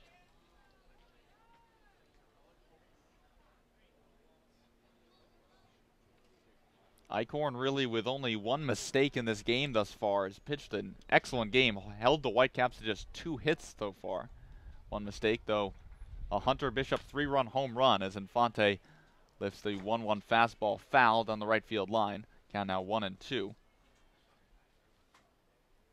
Eichhorn allowed a leadoff single to Dunn right back up the middle. That one didn't even get out of the infield. It was just softly hit over the head of Eichhorn, and Fitzgerald didn't have a play. Then there was an error on Williams that put 2 runners on. Costas struck out, and Bishop went the other way for a 3-run home run in the bottom of the 4th. Eichhorn now through the windup and the 1-2 pitch. Waved at and missed by Infante. Swung through a breaking pitch there from Eichhorn, and there's 2 away in the bottom of the 5th. That breaking ball has been really excellent from Eichhorn so far in this game, and what I've really admired about it is the fact that he's started off a lot of at-bats with it. He's been able to throw for a strike, and that's kind of his MO, to throw up a ton of strikes and fill up the zone, but he's also gotten swings and misses from it as well, like right there with Infante, and that's been one of the big reasons why Brewster's been held silent in everything other than the 4th inning. Now A.J. Graffinino up to bat. Looks at a first pitch breaking ball from Eichhorn on the outside part of the plate for strike 1. Graffinino 0 for 1, flew out to Palacios in left for out number 3 in the 3rd inning. That was his first at-bat, first and only at-bat until now. Now waves at an off-speed pitch there from Eichhorn. That one nowhere near the strike zone, down and away in the dirt. And Graffinino quickly behind, no balls, 2 strikes.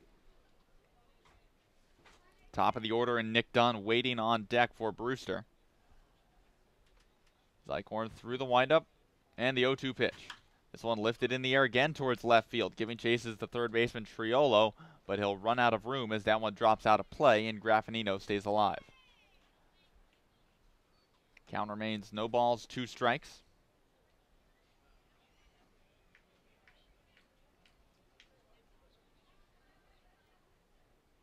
Three to 2 the score. Brewster on top of Bourne. Game 1 of the Cape League Championship Series. Bottom of the 5th inning, 2 outs. 0-2 the count on Graffinino and the pitch.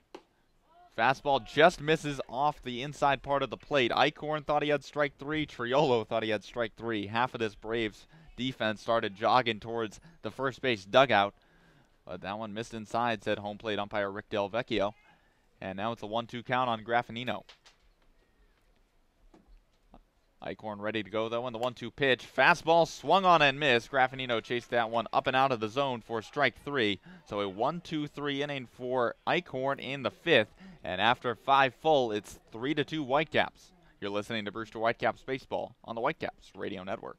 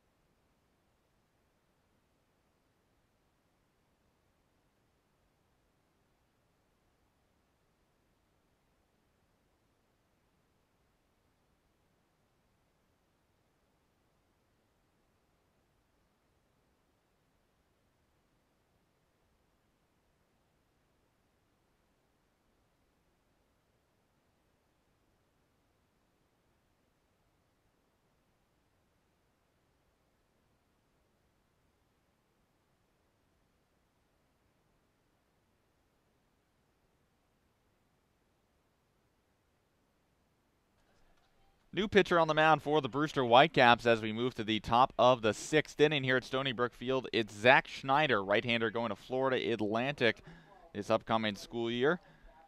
He's only appeared once in the playoffs thus far, and it was a great outing. That coming in that Game 3 decisive victory over the YD Red Sox in round 1. Went 4 innings, gave up just 4 hits, 2 runs, 1 walk, 5 strikeouts, but came in and really shut down YD over the final 4 innings before giving away to Ryan Sear.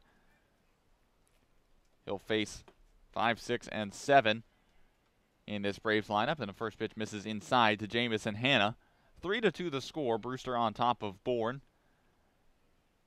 Schneider taking over for Tony Losi. Went 5 innings, gave up 5 hits, 2 runs, both of them earned, walked 2, and only struck out 1. 1-0 pitch on its way to Hanna. This one lined at the right field. That'll fall in front of Taylor and get down for a leadoff single for the Bourne center fielder. He's now 2 for 3 on the day. And for the 4th time in 6 innings, Bourne has the leadoff man aboard. Schneider just left a fastball there over the plate. Hanna ripped it into right field. And now it'll be Kevin Radzewicz, the Bourne designated hitter, digging in from the right side. He's 1 for 2, singled in his first at-bat, and then grounded out to third in the 4th. Schneider with that submarine delivery, really just a whole lot going on in that wind-up, and from the stretch is his first pitch to Radzewicz on the outside part of the plate for a strike. Kind of waves his arms back and forth before coming set. Then the submarine delivery, and then after throwing the pitch, kind of hops up and down a little bit to get into fielding position. Either way, heading to count 0-1 on Radzewicz. Comes set, and the 0-1 pitch. Breaking ball misses down and in. Gets away from Gasper for a second. Hanna thought about taking off, but thinks otherwise, and count levels at 1-1 to Radzewicz. Righty-righty matchup between Schneider and Radzewicz, the designated hitter for Bourne out of Fairfield University. Schneider ready, and the 1-1 pitch. This one grounded foul behind home plate, now 1-2.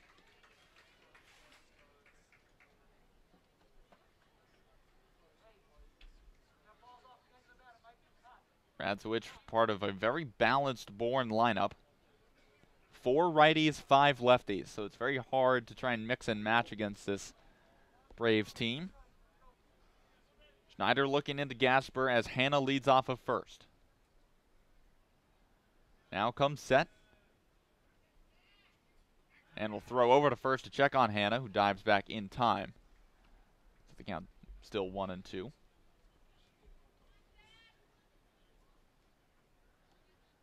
Radzewicz this season for Bourne batted .261, had just 3 RBI in 19 games.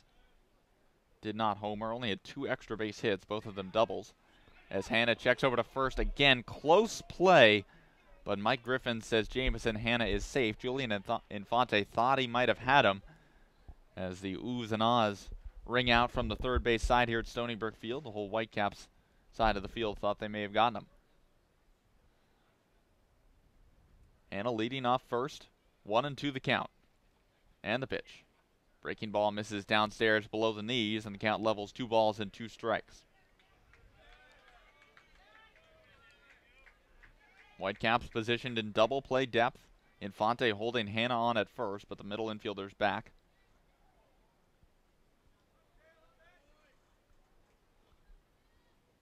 Schneider with a deep breath, and now comes set.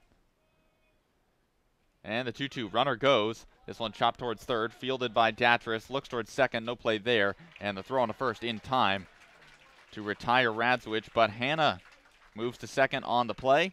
And with 1 out and Grant Witherspoon coming to bat, the Braves have the tying run in scoring position. Yeah, very lucky that they sent the runner on that particular play. It was still a nice job by Kyle Datris to leap up to grab that high chopper. We've seen so many good heads-up plays from him at third base defensively. And that time, just not able to do anything about the guy heading over to second. Grant Witherspoon digging in now from the left side. Jamison Hanna leading off of second, 1 out. Top of the 6th inning, 3-2 the score. Brewster on top of Bourne. And the pitch. Breaking ball misses off the plate for ball 1. Witherspoon today 0 for 1. Did reach on a walk, though, in his first plate appearance before stealing second. Schneider looking into Gasper. Gives him the yes on the first signal. And the 1-0 pitch. Another off-speed pitch. This one misses high and outside, and Witherspoon quickly ahead. 2 balls, no strikes. Witherspoon, the right fielder out of Tulane, which originally from Lakewood, Colorado. Headed down to the Big Easy to play his college ball. And the 2-0 pitch. This one chopped foul down the first base line. Nice play by Vince Redmond, the Bourne first base coach, to grab that one. Tosses it into the Bourne dugout. And the count now 2-1.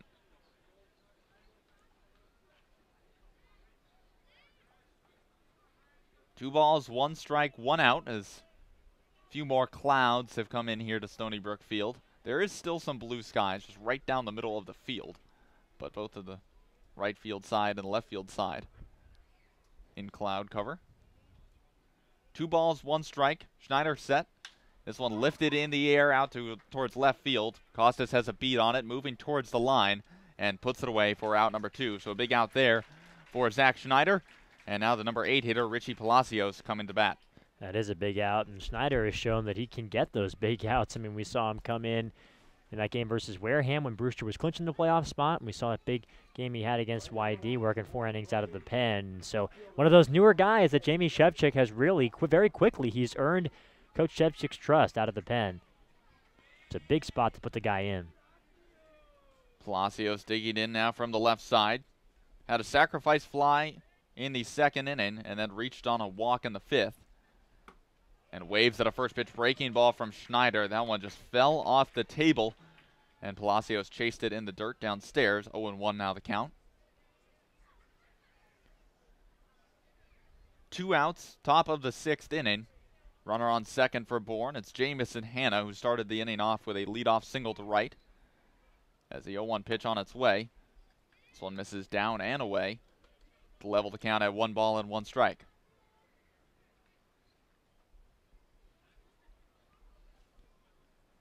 Schneider looking into Gasper as Hanna takes his lead off of second. Now set, and the 1-1 pitch. Tries to go back downstairs, but misses low. 2-1 now the count. Palacios ahead.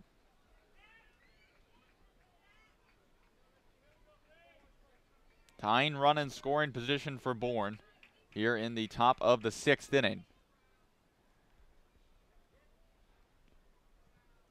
2 balls, 1 strike, and the pitch. This one driven out towards left field, right down the line, giving chase is Marty Casas, but it will drop foul just beyond the Brewster bullpen, and the count moves to 2-2. So Zach Schneider just 1 pitch away, 1 strike away from getting out of this inning. Palacios gave it a ride. That one dropping over the Brewster bullpen, which is about equivalent with the left field fence, but slicing away from Marty Costas, who's got good speed, but that one is out of play anyways. 2 balls, 2 strikes, 2 outs. Runner on second. Pitch from Schneider. This one lifted in the air in the infield. Calling for it is Kyle Datris just to the right of third base, and he puts it away for out number 3. So Zach Schneider comes in and works a scoreless top of the 6th inning. We move to the bottom of the 6th, and the Whitecaps still lead 3-2 here at Stony Brook Field. You're listening to Brewster Whitecaps Baseball on the Whitecaps Radio Network.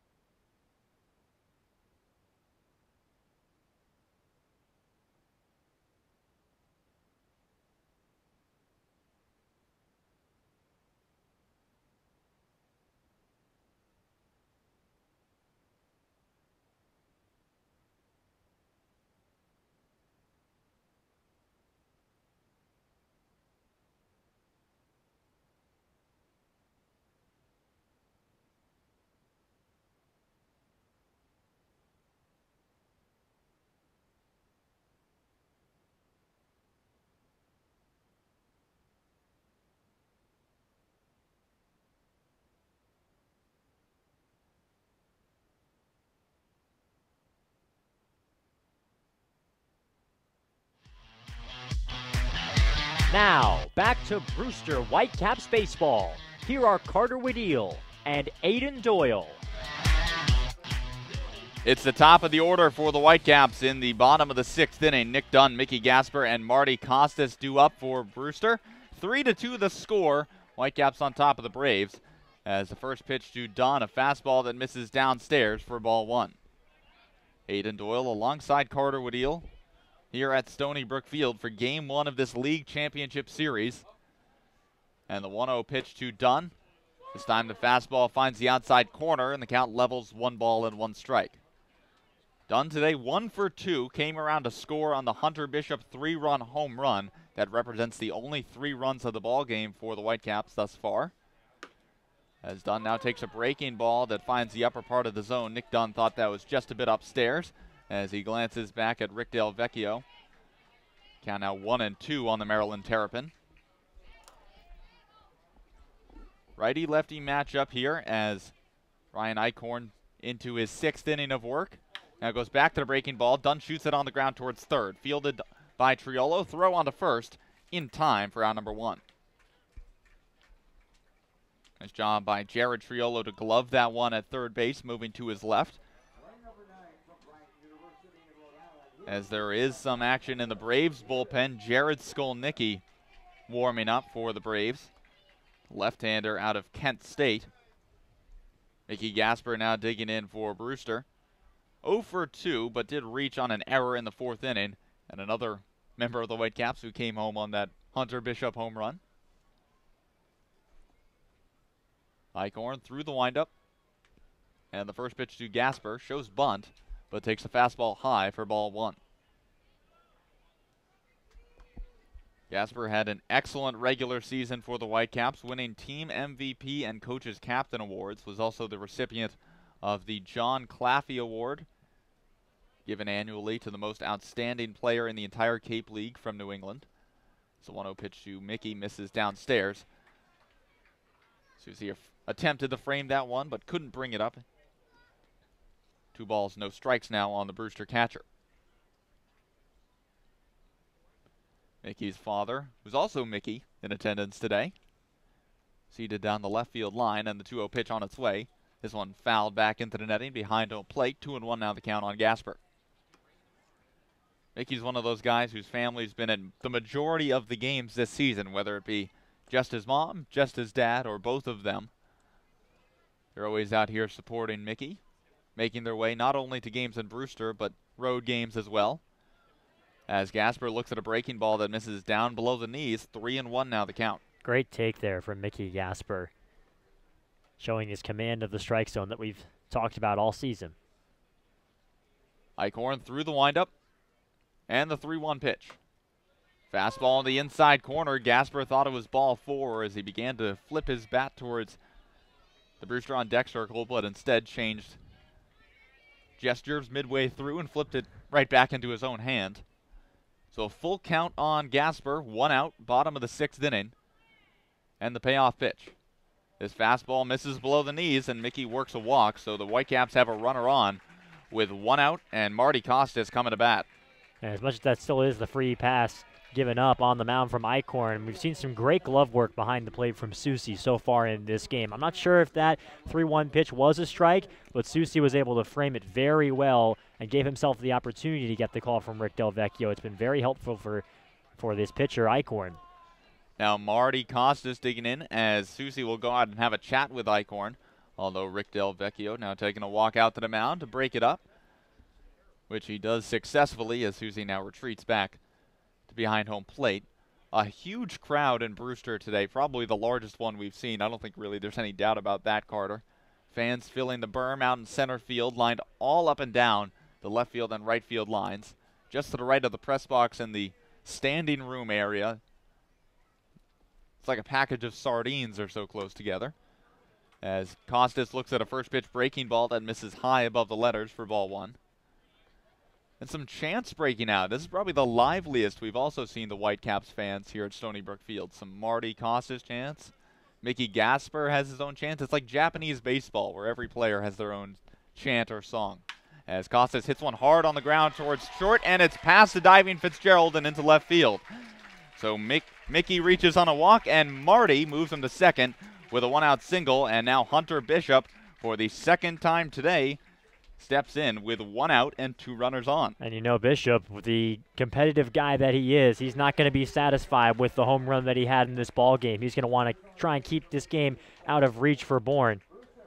If I know Hunter, he's probably not satisfied. Oh, I didn't hit that one that far. I want to hit one 480. Only a wall scraper. You know what's better than 1 home run, Carter? 2 home runs, and you know that's what Hunter is hopefully gunning for. Although any type of getting on base, I'm sure he'll be satisfied with, as Harvey Shapiro now with a slow walk out to the mound. We haven't seen a signal yet as he crosses his arms and begins to talk to Eichhorn and the entire Braves infield, who joins the duo on the mound. Bishop will retreat back towards the Brewster on deck circle, put on a weight onto his bat, take a few practice swings, chat it up a little bit with Kyle Datras, who waits on deck for Brewster. And now Rick Del Vecchio will walk out to the mound to try and break up the meeting of the Braves. And it looks like now there will be a signal, and it looks like it will be Jared Skolnicki jogging in from the bullpen for Bourne. So a pitching change for the Braves. They didn't want to let Eichhorn face Bishop for a 3rd time, especially after what happened the 2nd time. And so a new pitcher for Bourne with 1 out in the bottom of the 6th inning. We'll take a short break as Skolnicki comes in and warms up. Keep it right here. You're locked in to Brewster Whitecaps baseball on the Whitecaps Radio Network.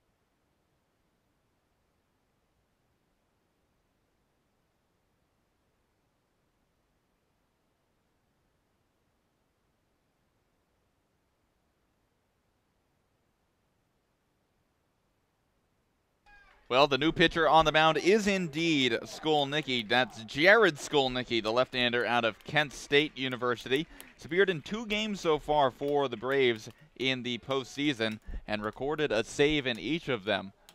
But not a save situation here for the Braves, as there's 2 runners on. Costas at first, Gasper at second for the Whitecaps. Hunter Bishop at the plate, 1 out, bottom of the 6th inning. And the first pitch, a breaking ball that misses down and away for ball 1. Bishop today 1 for 2, struck out looking in his first at-bat before giving the Whitecaps all 3 of their runs in this ball game on 1 swing of the bat in the 4th inning, a home run to left field. As the 1-0 pitch goes back to the breaking ball, another one that misses high and outside, and Bishop quickly ahead, 2 balls and no strikes. Whitecaps lead this one 3-2 in the bottom of the 6th inning, game 1 of the league championship series. And the 2-0 pitch on its way. Bishop lifts it in the air to shallow center field. Got under it just a bit. Moving in is the center fielder, Hanna. But he's called off by the shortstop, Fitzgerald, who makes the play about 15 to 20 feet back into center field for out number 2. Good job by Fitzgerald taking charge there. That was out in no man's land, as you said, Aiden. And Fitzgerald has shown his defensive prowess at shortstop in this ball game. And now Kyle Datris digging in for the Whitecaps. He's 0 for 2, a bit of a frustrating day at the plate for Kyle. He's seen a couple pitches that he thought he should have gotten a better piece of, but no success at the plate so far today. Pop out the shortstop and a pop out the second, but a chance to do some damage here with runners at first and second. 2 outs, though, in the bottom of the 6th inning as Skolnicki comes set. And the first pitch. Fastball misses very high. Great job there by Susi to just reach up and grab that one, keep it from going to the backstop. And so an emphatic ball 1. Datris, right-handed hitting third baseman out of North Carolina. Had a game-tying home run yesterday at Eldridge Park in Game 3 of the Eastern Division Championship Series. And the 1-0 pitch from Skolnicki. Fastball that misses high and outside for ball 2. In his 2 appearances, Skolnicki's thrown an inning and a third, has walked a batter. But not having great command here early on in his appearance in Game 1 of this series. 2-0 pitch on its way. Fouled off by Datris into the netting, back into the right of home plate. 2-1 now the count on the Brewster third baseman. Chandler Taylor waiting on deck for the Whitecaps. They lead this one 3-2 in the bottom of the 6th. 2 balls, 1 strike, 2 outs, 2 runners on for Kyle Datris. And the pitch from Skolnicki. This one chopped towards third. Fielded on a hop by Triolo. Gathers and throw on to first in time for out number 3. So Jared Skolnicki comes on and retires the only 2 batters he faces in the 6th. Strands 2 runners at first and second. No runs on 1 hit. No errors, 2 left on for the Whitecaps. After 6 innings, it's Brewster 3, Bourne 2. You're listening to Brewster Whitecaps Baseball on the Whitecaps Radio Network.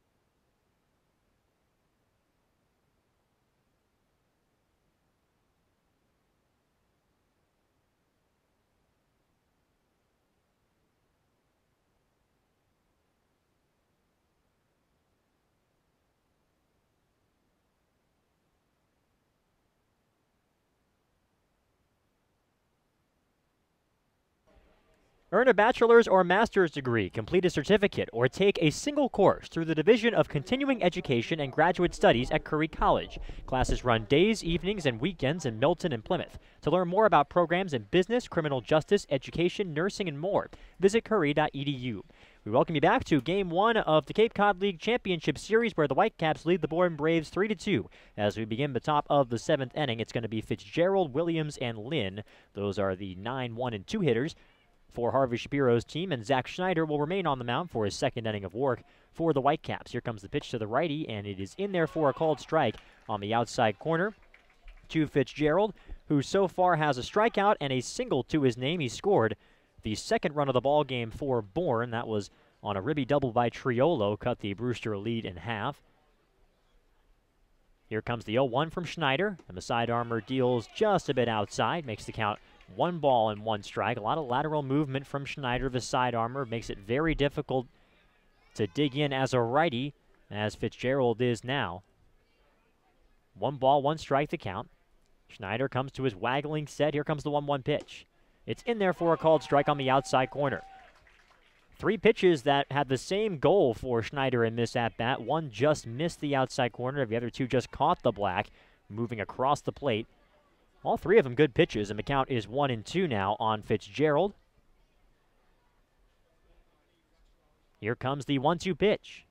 Cut on and miss for strike 3. That one fell off the table, started at the knees and broke down and away to the righty. So a strikeout, the first strikeout of the ball game for Schneider, is out number 1 of the top of the 7th. Well, I know he had a scoreless top of the 6th inning, but I think that's the best at-bat we've seen him pitch there against Fitzgerald. And that breaking ball that struck out Fitzgerald was very similar to the ones that we saw fooling Whitey Red Sox hitters in game number 3 of that series, where it was just all over the place. They stood no shot against it. So if he can work on that command, and that command here in the 7th and possibly going forward is better than in the 6th, he's a really dangerous reliever. So here's Williams, and the first pitch is in there for a called strike on the outside corner. This time to a lefty hitter, as that one just caught the outer edge, backdooring him a little bit. Schneider went 4 innings in that game, 3 against YD, 4 hits, 2 runs, and he struck out 5, only walked 1 in that appearance. Did a terrific job being the bridge in the bullpen for Brewster in that wild 8-7 win. Here comes the 0-1. It misses down and away. Counts 1-1. Not quite enough bite on that offering from Schneider. Schneider replaced Tony Losi, who went 5 innings, gave up 5 hits, 2 runs, both earned, 2 walks, and only 1 strikeout for Losi today. Didn't have his best stuff, but was able to work through 5.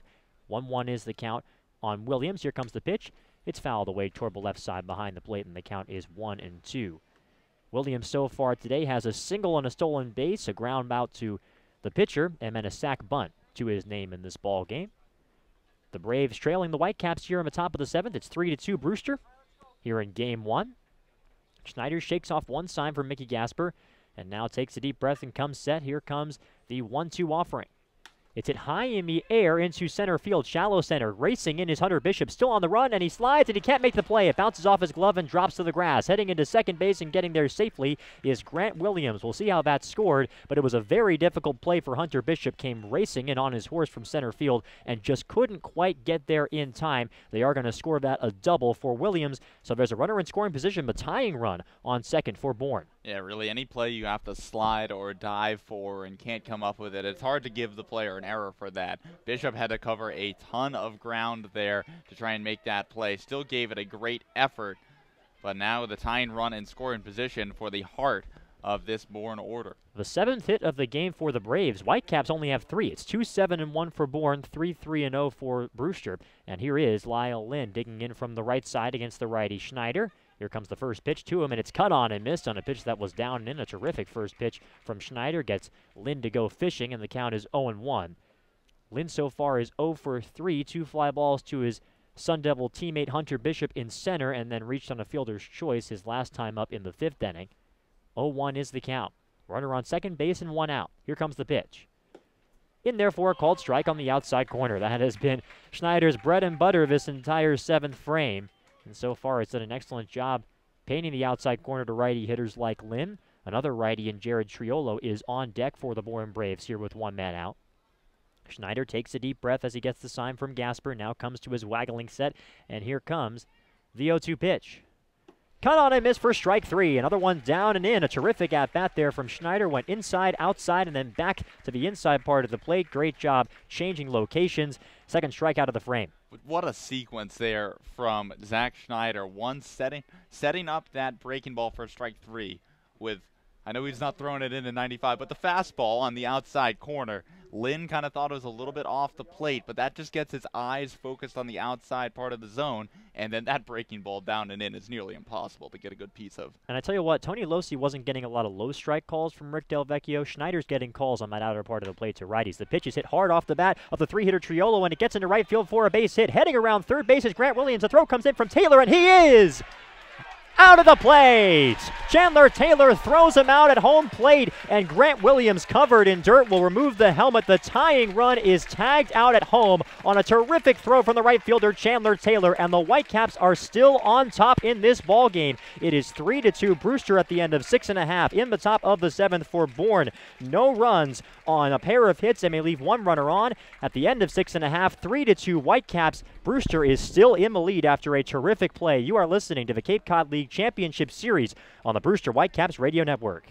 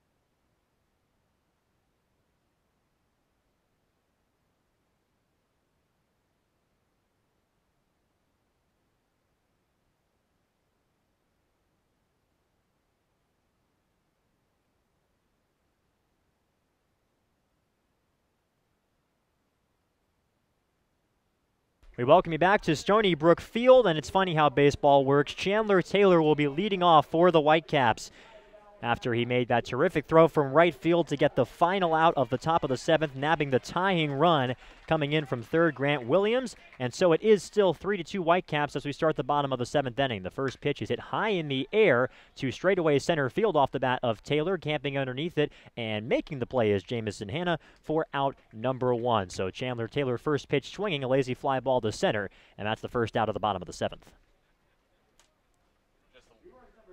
Just a little bit underneath that one there. But let's talk about the throw that ended the bottom of the 6th inning. What a cannon from Chandler Taylor out in right field. A good job. It was a tough hop on him, too, on the single. First pitch to Hill is just a bit low on an opening breaking ball from Skolnicki, so it's 1-0 on Darius. He was kind of running towards the line, had to grab the ball high and outside, the equivalent of. 1-0 pitch is looped into the air to left field down the line. It's going to get down in fair territory for a base hit in the left field corner. It's cut off nicely by the left fielder Palacios, so Hill will take a wide turn at first base and nothing more. But a single for Darius Hill means the Whitecaps have a runner on first base and one out in the bottom of the 7th. And I know Darius Hill didn't get a ton of playing time this year, used primarily in a reserve role, but he's really making the most of his opportunities here in the late games and the regular season and the playoffs. He's been a fixture in this Brewster lineup, somebody that isn't an afterthought for the opposing team, somebody who they have to take note of when going through this Brewster lineup. And you can sense that this is a chance for the Whitecaps to capitalize on the momentum from the defensive play to put this game a little further out of reach. The first pitch to Julian Infante misses up high to the right-handed hitter. Whitecaps lead in this ball game 3-2. All 3 runs in this game for Brewster came on a 3-run homer in the 4th inning from Hunter Bishop. Went the opposite way to left field. 1-0 the count on Infante. Skolnicki checks the runner at first a couple times, and lefty deals. It's hit on the ground foul. Third base side, that one ran right over toward the Whitecaps dugout, and everybody's all right as bench coach Tommy Weber given the all-clear signal at the top step of the dugout. 1-1 is the count on Infante. Infante so far in this ball game has a pair of strikeouts. Those were both against the starter Eichhorn for Bourne, who went 5 1/3, 3 hits, 3 runs, 2 of which were earned, 1 walk, and 7 strikeouts for him. 1-1. Nope, they're going to go over to first base and check on Hill, who scampers back without a slide. Skolnicki, the lefty, originally from Pittsburgh, Pennsylvania, attending Kent State in Ohio. He comes to Bourne via the NECBL. Hadn't played at all on the Cape in the regular season. Was with the Vermont Mountaineers in the NECBL. 1-1 pitch to Infante is cut on and missed on a breaking ball. The count is 1-2. It was a breaking ball that fooled Infante for strike 3 the last time he was up against the starter Eichhorn, and now he's behind in the count 1 ball and 2 strike. 3-2 Whitecaps here, bottom of the 7th. A packed house here at Stony Brook Field. I think they might set a record today with this attendance. Here comes the 1-2 pitch. Cut on and miss for strike 3. Pulled the string on an off-speed pitch there, and Infante was well out in front, so it's a hat trick for the man from Vanderbilt. 3 strikeouts in this game, and that's the second out of the bottom of the 7th inning. And I thought coming into this game, Infante, who hit a couple of balls hard yesterday but didn't get the most of it, he actually drove one out towards left center field that in any other ballpark except Eldridge Park would have been a home run. He's been seeing the ball a little bit better as of late, and I thought maybe coming into this game it would translate, but a rough day at the plate so far for Julian Infante. So with Hill on first, here's A.J. Graffinino. The pitch skips away from the catcher Susi, and Hill didn't react very quickly and will stay at first base. Hill clapping his hands to himself. Perhaps caught flat-footed a bit there at first base, though it didn't get too far from the catcher Susi. Moved over to his right, just outside of the dirt circle that surrounds the home plate area. So the count is 1-0 now on Graffinino, who was also hitless in this game. Flew out to left in the 3rd and was the 7th and final strikeout victim at the hands of Eichhorn in the 5th inning of play. Skolnicki holds the set, checks the runner on first. Here comes the 1-0 pitch. It's in there for a called strike on the inside corner. Makes the count 1-1. Does look like that corner of the zone, the inside corner to lefty hitters and the outside corner to righty hitters, is a good place for a pitcher to get some strikes against Rick Del Vecchio today, who has been very consistent at the plate. The home plate umpire position. 1-1 pitch. Is it hard to right field? That's going to get down for a base hit. Darius Hill is into second. He's rounding second base and heading for third. The throw comes in from the right fielder Witherspoon, and it is cut off. And he gets away now for a moment. Hill is heading for home plate as it dives out of play, and the Whitecaps get a run. Darius Hill comes in to score. A.J. Graffinino will go all the way to third base, and Brewster on a strange play doubles their lead. It's now 4-2 Whitecaps. It is a strange play indeed, because what's actually incredible there is it's a close play at third. Hill recognizes how about this for poetic justice? Doesn't recognize the ball gets away from Susi behind home plate. Does recognize the ball gets away from Triolo at third, and actually ran into the third base umpire, Bob Dwyer, for a second.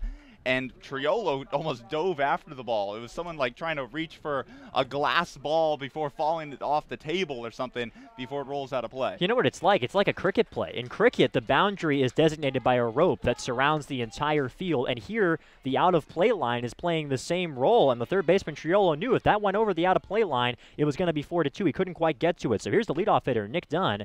And he takes a strike at the knees on the outer edge. Dunn shaking his head, but the count is 0-1. So Graffinino is at third base, reminiscent of that play he had in the 10th inning of Game 3 against YD, where he was the benefit of an error that allowed a run to come in. 0-1 pitch is a breaking ball that misses low from Skolnicki. So 1-1 is the count on the lefty Nick Dunn, who is 1 for 3 with a run scored in this ball game. Here comes the 1-1. It's a high chopper toward the second baseman, Williams, who fields and throws to first base for out number 3. But the Whitecaps get a run. They get it on 1 hit, 1 big error, and they leave 1 runner on base. At the end of 7 innings of play, Brewster leads this ball game 4-2. You are listening to the Cape Cod League Championship Series on the Whitecaps Radio Network.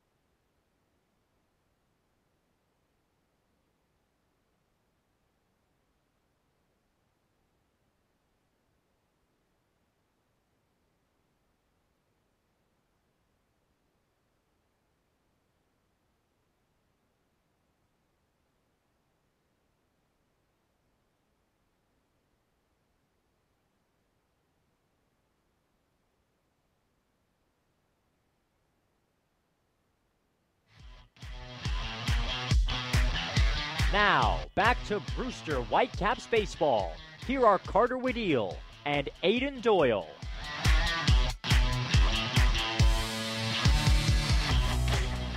All right, welcome you back. It's the top of the 8th inning here in Game 1 of the Cape Cod League Championship Series. Susie, Hannah, and Radzowicz will be leading things off, due up for Bourne here in the top of the 8th. Braves trying to come back from a 4-2 deficit right now, and Zach Schneider remains on the mound for Brewster. The first pitch is hit high in the air off the bat of Susie into shallow left center. Coming in is Bishop. He's called off by the left fielder Costas, who makes the play in straightaway left center field for the first out of the 8th inning. And Susie is now 0 for 4 on the ball game. Well, a very strange play. It was scored a single and then an error on the right fielder Witherspoon that allowed the run to come in. So another unearned run for Brewster. The 4 runs that they've scored, only 2 have been earned in the scorebook thanks to 2 Bourne errors. But it doesn't matter if they're earned or unearned when you're trying to win a ball game like this. So here comes the 5-hitter Jamison Hannah, digging in from the left side against the righty Schneider. Hannah shows bunt for a moment, but takes a pitch just off the plate outside, and the count is 1-0 on Jamison Hannah, who has 2 singles and 3 at-bats in this ball game. Also has a run scored on that sac fly from Palacios that opened the scoring in this game. Bourne took a 1-0 lead on that sac fly, then the 3-run homer from Bishop gave Brewster the lead. 1-0 pitch is swung on and missed. Out in front of that off-speed offering there was Jamison Hannah. So far, Schneider has done a good job keeping the Bourne Braves guessing, and this is the first hitter in this ball game that Schneider has faced twice. And Hannah got a leadoff single in that 6th inning off of him that first time. Here comes the 1-1 pitch. It's hit high in the air, foul ground left side. The third baseman Datris gives it a look, but it's going to go out of play. So the count is 1-2 on Jamison Hannah. And actually good news that one went out of play, because down the left field line as that play was unfolding, a ball got away from the Brewster bullpen catcher and rolled into foul ground. So if Datris or Costas has to go back there, they also got to avoid a ball on the ground. And speaking of the bullpen, Sam Bordner has gotten up for the Brewster Whitecaps, is starting the first stages of getting warm here in the top of inning number 8. You would think that Bordner would be ready to go if Schneider runs into trouble, and then if he doesn't run into trouble in this frame, come in for the 9th, perhaps. 1-2 pitch is hit on the ground to second base. Nice field on a tricky hop by Dunn at second. He throws to first for the 2nd out. There was a tricky hop there by Dunn, and I just feel like on this day with this infield dry as it is, you're gonna see some weirder bounces, some tougher bounces. We've seen it actually in the outfield a little bit with some balls that have gone out towards right, and a couple that have hit just on the outfield grass, the lip of them. But for the most part, they've done a good job both sides fielding the ball cleanly on this pretty much rock solid infield today. 2 errors for Bourne and none for the Whitecaps. 4-2 Brewster top 8. The pitch to Kevin Radzowicz is in there for a called strike on the outside corner, and the count is 0-1. Zach Schneider is just chugging right along on the mound for the Brewster Whitecaps here. Just 2 hits allowed so far in his appearance. Entered the game in the 6th. 0-1 pitch, cut on and miss on a pitch that was low. A breaking ball out there from Schneider, who rolls his shoulders, shakes his head, looks perfectly loose out there on the mound, and is ahead in the count 0-2 on Radzowicz, who is 1 for 3 today. A single and a couple of ground balls to Datris at third to his name in this ball game. Whitecaps looking to put up an important 0 after they got the insurance run in the bottom of the 7th. A very important insurance run for Brewster, because you never know what can happen in the ball game. These Whitecaps know that. They saw it in that 3-game set against YD in those 2 wild 9th innings at Red Wilson Field. 0-2 pitch misses outside, and the count is 1-2 on the righty swinging Kevin Radzowicz. Radzowicz will take some time trying to take some practice swings and dictate the pace of this at-bat. Schneider has been working quickly. He now digs back in from the right side. Schneider stares in to Mickey Gasper. He gets the sign, takes a deep breath, and comes set. And here comes the 1-2 pitch from the righty. It's swung and a pop fly towards shallow center field. Charging in is the center fielder Bishop, but the second baseman Dunn will call everybody off and make the play to retire the side. 1-2-3 go the Bourne Braves in the top of the 8th. The Whitecaps still lead 4-2 at the end of 7.5 here in Brewster. Brewster closing in on a Game 1 victory, but still a lot of baseball left. Don't go anywhere. You're listening to the Cape Cod League Championship Series on the Brewster Whitecaps Radio Network.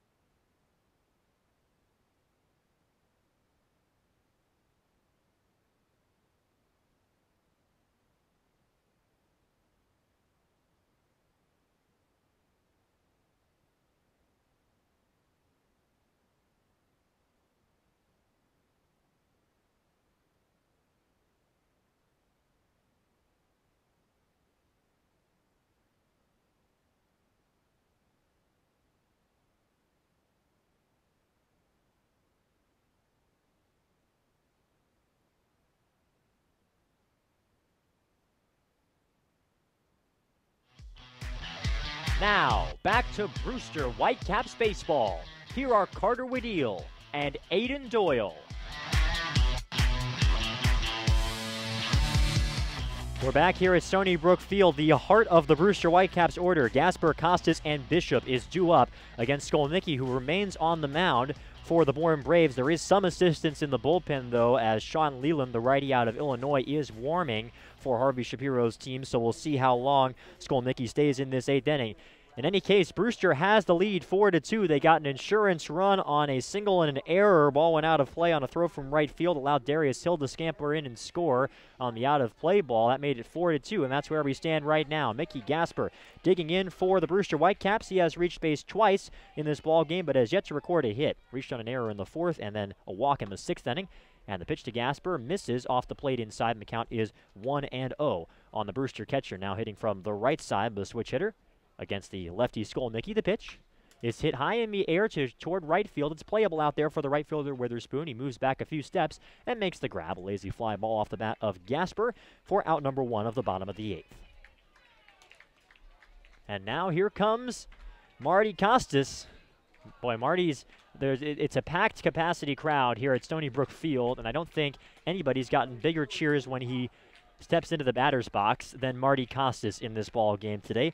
So far for him, once he gets there, he did have a single in the 6th inning, but he's 1 for 3.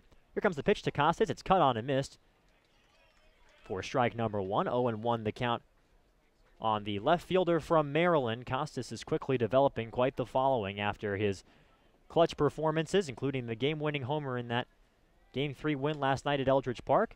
0-1 pitch is in there for a called strike on the outside corner. Counts 0-2. Again, Rick Delvecchio allowing that strike call on that outer edge to the righty hitter, inside edge to the lefty, and Costas calls for time as Skolnicki had already begun his motion, but Delvecchio asked him to abort, and it's 0-2. Still on Costas. Everybody's ready again, and here comes the 0-2 pitch. Cut on and miss for strike 3, so Skolnicki's little disruption does not affect him. A fly ball and a strikeout to Costas, and now here comes Hunter Bishop with 2 gone. A good job there by Skolnicki to keep Costas off balance. He's a guy who really has, over the course of the season, gone from a bit swing and miss in his game to he nearly makes contact every time he's up there. I mean, he really puts the bat on the ball, puts it in play, and that can wreak havoc on defenses because of his speed. Here's Bishop. He shows bunt and takes a strike to make the count 0-1. We have seen Hunter Bishop try to bring out the drag bunt, especially in a situation like this when he's trying to start something with 2 outs late in the ball game. Here comes the 0-1 pitch to Bishop. It's a ground ball foul behind the plate, and the count is 0-2. Bishop, of course, is the lion's share of the Brewster Whitecaps offense in this ball game. Hit a 3-run home run in the bottom of the 4th that just got over the wall out in straightaway left field the other way off the bat of Bishop, and he was excited. He knew how important it was. He was fired up, high-fiving his teammates at home plate and then in the dugout. Here comes the 0-2 pitch. It misses up and away to make the count 1-2. This has been pretty impressive from Skolnicki, who struggled in the 7th inning to come out against the 3 toughest hitters in Brewster's lineup today. Here comes the 1-2 pitch. Check swing on a pitch that was low. Rick Delvecchio says he went around, and no argument from Hunter Bishop. It's strike 3. The 2nd and 3rd strikeouts for Jared Skolnicki are the final outs of this 8th inning. So the Whitecaps go down in order 1-2-3 in the bottom of the 8th. Well, Brewster is now 3 outs away from moving on, from getting this first game of the championship series, and they are going to call on Sam Bordner, who is making his way out of the bullpen, to pitch the 9th inning. You don't want to miss that. It's 4-2 Whitecaps after 8. You are listening to the Cape League Championship Series on the Brewster Whitecaps Radio Network.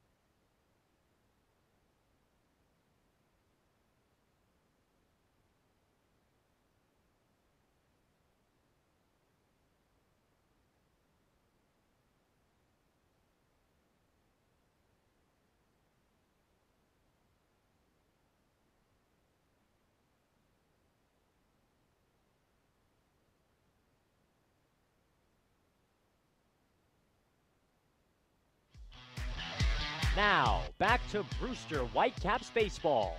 Here are Carter Waddell and Aiden Doyle. We welcome you back to Stony Brook Field, starting the 9th inning of play here in Game 1 of the League Championship Series. And the home team, the Whitecaps, are ahead by a score of 4-2. And Sam Bordner is coming on. We do have one more change to let you know about. Zach Yahagan has taken over at first base defensively for Julian Infante. So he has been slotted into the 8th spot and will be playing first base for the Whitecaps. As for Sam Bordner, this is the first time he's taken the mound in a while for the Brewster Whitecaps. Just the one appearance in the postseason for Brewster, and it was in that 9th inning in YD. Gave up 5 runs. Only one of them was earned. He gave up a walk-off 3-run home run to Carlos Cortez that gave the YD Red Sox an 8-5 victory in Game 1 of that series. Bordner looking to avoid a repeat of those events here. And the good news for him is he's got 7, 8, and 9 due up. It's Witherspoon, Richie Palacios, and Tyler Fitzgerald due up for the Bourne Braves. Witherspoon is a left-hander. Palacios is also a lefty, and Fitzgerald is a right-handed hitter against the righty Sam Bordner. So Bordner is set. He's stepping up to the mound here. Witherspoon so far drew a walk in the 2nd. That's the only time he's reached base. He's 0 for 2. Hit a fly out his last time up. And here comes the pitch. It misses low to make the count 1 ball and no strikes. A terrific performance from Zach Schneider on the mound through 3 shutout innings. Didn't walk anybody. 2 Ks. Only gave up 3 hits. 1-0 pitch. Misses low, and the count is 2-0. Some of the Bourne Braves fans here, or some of the Whitecaps fans here, weren't huge fans of that call, but it's 2-0. Now on the lefty swinging Witherspoon. Here's the pitch. It's in there for a called strike. That was also lower half of the zone, toward the inner half as well, and the count is 2-1 on Grant Witherspoon. Sam Bordner always composed, calm, and collected on the mound. Here's the 2-1 pitch. In there, called strike 2. That was on the outer edge at the knees. So another well-located offering there from Bordner. So it's 2 balls and 2 strikes on number 22, Grant Witherspoon. We are in the 9th inning of this ball game, and the Whitecaps lead 4-2 here in the top of the 9th. 2-2 pitch. Misses low, and the count is full. Nobody on, nobody out. Witherspoon, the leadoff hitter of this 9th inning. Tomorrow's game will be in Bourne at 6 o'clock p.m. You can hear it right here. We'll start our coverage at 5:45. 3-2 pitch, fouled straight back toward us behind the plate. Keeps the count full at 3-2. If this series does go to a 3rd game, it would be here at Stony Brook Field, once again at 4 o'clock. 3-2 the count on Witherspoon. Bordner stares in, now goes into his windup, and the pitch is fouled straight back to the screen once more. That one even lower down. That one didn't even get above the chain link backstop here at Stony Brook Field. So it's still 3-2 on Grant Witherspoon, who has yet to get it going in the playoffs. Entered this game hitting .133 in the postseason. Here's the 3-2 pitch. Cut on and miss for strike 3. Witherspoon out in front of it, and that's out number 1 of the 9th. Great job there by Bordner to get Witherspoon swinging. Located the fastball in and out for the first couple of strikes of the at-bat, and then puts him away with one down and out of the zone. Great job by Bordner to get Witherspoon to chase there downstairs. So with 1 out here in the top of the 9th inning, here is the 8-hitter in the Braves lineup, Richie Palacios. The pitch to the lefty, shows bunt, takes a strike, outer corner to the lefty, and Palacios cringing a bit after hearing the call, but the count is 0-1. Palacios, I guess, wondering if he should have maybe offered that one after all. No balls, 1 strike, the count on Palacios. Here comes the 0-1 from Bordner. It misses up high, and the count is 1 ball and 1 strike. Up and away on that offering from Bordner. Palacios has one of the 2 runs batted in for Bourne in this game. Hit a sacrifice fly for the first run of the ball game. 1-1 pitch is hit high in the air into shallow left field. Costas hustling in. His hat flies off, and now he makes the catch right next to the shortstop Graffinino in shallow left field. Nice job by Marty Costas from the get-go. He knew that was his ball, and he raced in to grab it, and the Whitecaps are an out away. 1 out away, and a nice job there by Costas. You show the speed, and he's got so much hair in there that it's so hard for him to keep his hat on it. I love that about Marty. You know, this team, Kyle Datters has the helmet fly off whenever he's rounding the bases. Marty Costas has the hat fly off. They're no holds back whenever they're playing, both on offense and defense. And I think fans and coaches really appreciate that about this group of guys. So here is the righty Fitzgerald, and the first pitch to him misses low. That was on the inner half of the plate, and the count is 1-0 on Tyler Fitzgerald. He has a single and a run scored and a pair of strikeouts to his name. He's 1 for 3. 1-0.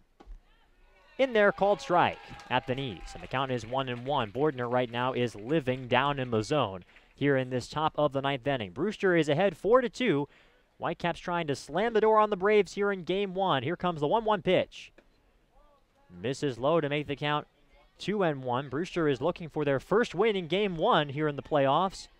They also have never lost here at Stony Brook Field. Something's got to give here in this inning. Here comes the 2-1. It skips in front of Mickey Gasper and looked like it got a piece of his shin there and moved over toward the Whitecaps dugout on the third base side. Gasper wincing a bit, and Rick Delvecchio, the home plate ump, will hand deliver the baseball to Sam Bordner to give Gasper some time to walk it off. 3 balls and 1 strike the count, and after Gasper signals that he's all right, Delvecchio will come in. The leadoff hitter, Grant Williams, is on deck for the Bourne Braves. The righty Bordner is ready. Here comes the 3-1 pitch. Hit hard to left field, base hit. Lined like a bullet, that one off the bat of Tyler Fitzgerald, and he will reach, and it brings the tying run to the plate in the form of Grant Williams here. Well, nice piece of hitting there from Fitzgerald. Just Bordner left a fastball over the plate, and he roped it into left field. Just a good recognition there. A mistake by Bordner, but against the number 9 hitter, chances are he's not going to put too much of a charge on that. Now you got to take your chances with the top of this lineup. Try and work around Williams, try and get him to chase one out of the zone, because he's a guy who can do some damage with one swing, and now you have the tie and run at the plate. Williams did not have a home run in the regular season for the Braves. Doesn't have one in the playoffs either. This past spring for Kennesaw State, he did have 1 home run in 54 games, and now Williams looks like he's got something in his eye and is taking off the helmet. His jersey is filthy. It's covered in dirt, and the reason why is because Grant Williams was the one who was tagged out at home plate on the play from Chandler Taylor, and with this infield that was not able to be watered, the dust got everywhere. So now he is ready to go. Is Williams, runner on first base, 2 men out. Whitecaps ahead 4-2, top of the 9th inning here in game 1. The first pitch from Bordner misses inside. And the count is 1-0. That was just missed. It was at the knees again. Sam Bordner has infallibly gone down low to these hitters. And here comes the 1-0 offering. Cut on and miss for strike number 1. Blew it by him. That one was not down in the zone. It was over the middle. Bordner just daring him to catch up to the fastball, and Williams could not get to it. 1-1 the count. And I like that from Bordner. You talked about Williams' lack of power. You don't want to face the guy in the on-deck circle, Lyle Lynn, so you really have to go after Williams here. Make him put it in play. Trust your defense behind you. 1-1 the count on Williams. Here comes the pitch. It misses outside, and the count is 2-1. That one was close, but Gasper wasn't really able to frame it because he was setting up toward the inner half of the plate. That could have affected the call. 2-1 is the count now on Grant Williams. Runner on first base, 2 men out. Whitecaps ahead 4-2. Top of the 9th inning in game 1. The 2-1 pitch just misses. Looked like that was off the outer edge. It was, again, very close. Bordner is working on the edges of the strike zone here. So 3-1 the count with the dangerous Lyle Lynn standing on deck for the Bourne Braves. This game has become as tense as it was last night at Eldridge Park. Here comes the 3-1 pitch. It misses low for ball 4. And now Lyle Lynn will step up to the batter's box for the Bourne Braves with runners on first and second and 2 men out here in the 9th. Bordner's first walk of this appearance. Well, Bordner missed there, but that hole at bat wasn't missing by much. Just off the outside corner, just a bit low. Wasn't getting the benefit of the doubt from Rick Delvecchio. And now Lyle Lynn up at the plate, the tying run at first base. But again, this is another guy who just has 1 home run, so you really got to go after him. Only 2 with the Sun Devils in the spring in terms of homers for Lynn. The pitch to the righty misses low, and the count is 1-0. It looks like there is some action out in the Brewster Whitecaps pen, perhaps for some insurance back there, as it looks like that is, well, here comes the 1-0 pitch coming from Sam Bordner. Checks the runner at second and deals. It misses outside, and the count is 2-0. It's Shane McDonald who's warming for the Whitecaps in the bullpen, just getting loose out there just in case things get out of hand here. So 2-0 is the count. Runners on first and second, and now here comes the pitching coach, Austin Straub, to have a chat with Sam Bordner. And for Whitecaps fans, they can't be blamed if they are thinking about Game 1 against the YD Red Sox. That wasn't here at Stony Brook Field. It was on the road at Red Wilson Field in Yarmouth, but it was a very similar game. Brewster entered that ball game with a 2-run lead. They were up by a score of 5-3 entering the bottom of the ninth, and Sam Bordner was called on to come in and pitch. And then in the inning, in what was actually Bordner's second inning of work, Carter Ferris led off with a single. Then after a strikeout of Connor Kaiser, the next 5 runners reached base. Kyle Isbell had a tying single to drive in a tying run on the RBI, and then Carlos Cortez put the exclamation point on the game with a 3-run homer to make it 8-5, the final score in favor of YD. Brewster was able to come back and win that series in 3, but you know that the Whitecaps would love to slam the door right here on the Braves. So the visit to the mound has concluded. Lyle Lynn digs back in. 2-0 is the count. 4-2 Whitecaps in the top of inning number 9, and Bordner comes set. The 2-0 to the righty is in there for a called strike 1 at the knees. Once again from Sam Bordner. This capacity crowd here at Stony Brook Field, on the edges of their bleachers, on the edges of their lawn chairs, or maybe just standing on their tiptoes here.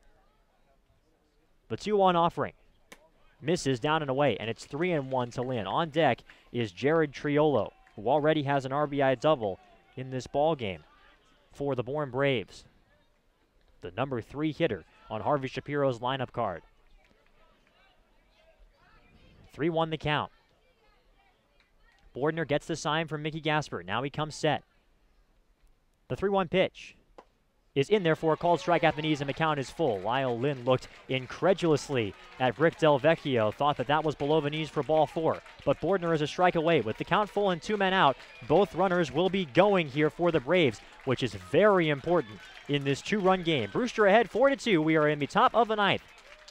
Here comes the 3-2 delivery from Sam Bordner. It's hit high in the air to left center field. Moving back is Marty Costas, and that one is going to be off the wall, rolling all the way to the left center field wall. Run scores. Heading around third base and coming in to score is Grant Williams. It's a game-tying 2-run double for Lyle Lynn. We are all even at 4 here in the 9th. The Braves have tied the score on a terrific piece of hitting from Lynn. Well, Bordner just left a fastball there over the plate, and with a 3-2 count, Lyle Lynn was sitting on it. He knew Bordner was behind. He had to go to the fastball there. He had trouble with his command, so he's got to try and groove one in there and hope that he just puts it in play weakly. And Lyle Lynn's a very good hitter. No, it didn't go out, but he drove that one to left center field. You've got 2 speedy outfielders there in left and center who are unable to run it down. That means you know they hit it hard. And now here's Jared Triolo with the go-ahead run. Now at second base. Again, we're tied at 4 here in the top of the 9th. The pitch from Bordner to the righty misses outside to make the count 1 ball and no strikes. For Brewster in the bottom of the 9th inning, it's Datris, Taylor, and Hill due up for the Whitecaps. They are a combined 1 for 9 in this game. Lynn is on second base with 2 men out. The 1-0 pitch misses down and away. And the count is 2 balls and no strikes now on Jared Triolo. Triolo's RBI double that I mentioned earlier is the only hit that he has in this game. He's 1 for 4. That RBI double came in the 5th inning. It drove in Tyler Fitzgerald. Waiting on a 2-0 from Sam Bordner. Here it comes. In there for a called strike at the knees. 2 balls and 1 strike.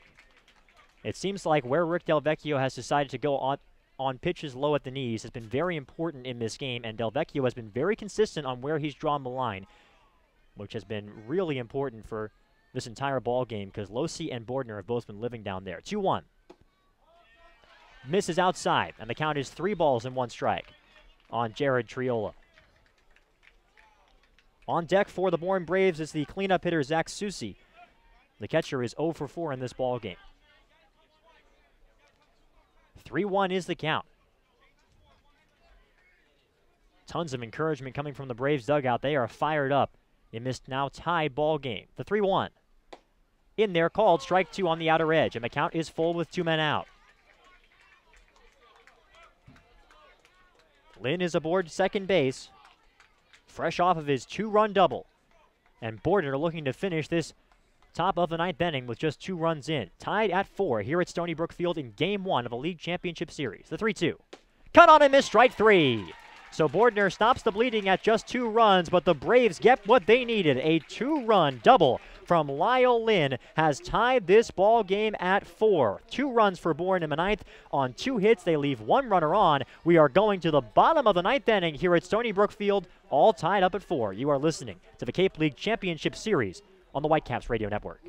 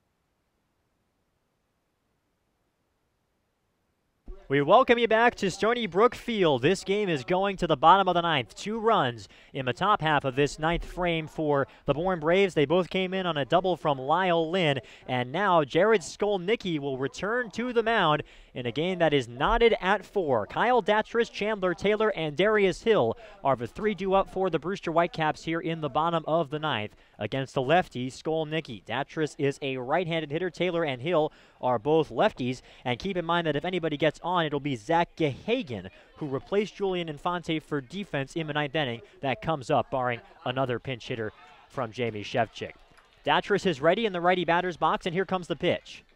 It misses down and in to make the count 1 ball and no strikes. Datris is 0 for 3 today, as I mentioned in the top half.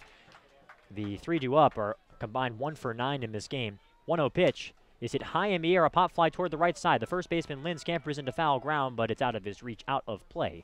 And so it's 1-1 now the count on Kyle Datris, who asked for some more pine tar to rub up his bat, something he's needed this season. Kyle Datris has been one of the players that we've seen lose the handle on the baseball bat every so often. But now gets the pine tar he requested, rubs it up just a little bit, and is ready with the count 1 ball and 1 strike against Skolnicki. Bottom of the ninth inning here in Game 1 of the League Championship Series. 1-1 pitch. Misses down and in. It skips in the dirt. And the count is 2-1, kicking up all of the dust from this unwatered infield. We had a bit of a malfunction with the irrigation here, so it's all dry. Here comes the 2-1 pitch. A high chopper toward the left side. It's foul. Despite the third baseman Triolo going over and gloving it, he was in foul territory when he got his hand on it. So the count is 2 balls and 2 strikes now on Datris, with Chandler Taylor on deck. And for Datris here, as much as we've seen him go yard twice in the playoffs. You have to think his job is to get on base, capable hitters in Taylor and Hill behind him, and then Gehagen and then Graffinino after that. 2-2 pitch. Misses up high to make the count 3-2. That one just didn't have any bite from Skolnicki. So the count is full now on Kyle Datris. Skolnicki shakes off one sign from Susi, now gets the one he likes. The 3-2. Is it hard on the ground? Left field. It gets to left field for a base hit. Kyle Datris does his job. A leadoff single that was lined like a bullet.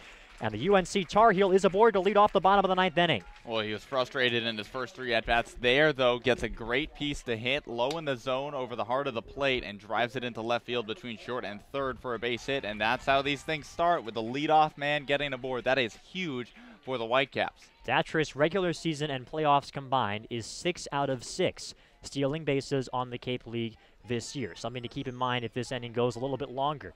Chandler Taylor at the plate for the Whitecaps, digging in from the left side. He struggled a bit against lefties this season, So far today, he is 0 for 3 with 2 strikeouts. Both of those strikeouts came against the starter, Eichhorn. Datris on first base, nobody out, bottom of the 9th inning in a tie ball game here in Game 1 of the championship series. The pitch to Taylor. Cut on and missed. Taylor out in front of that off-speed offering.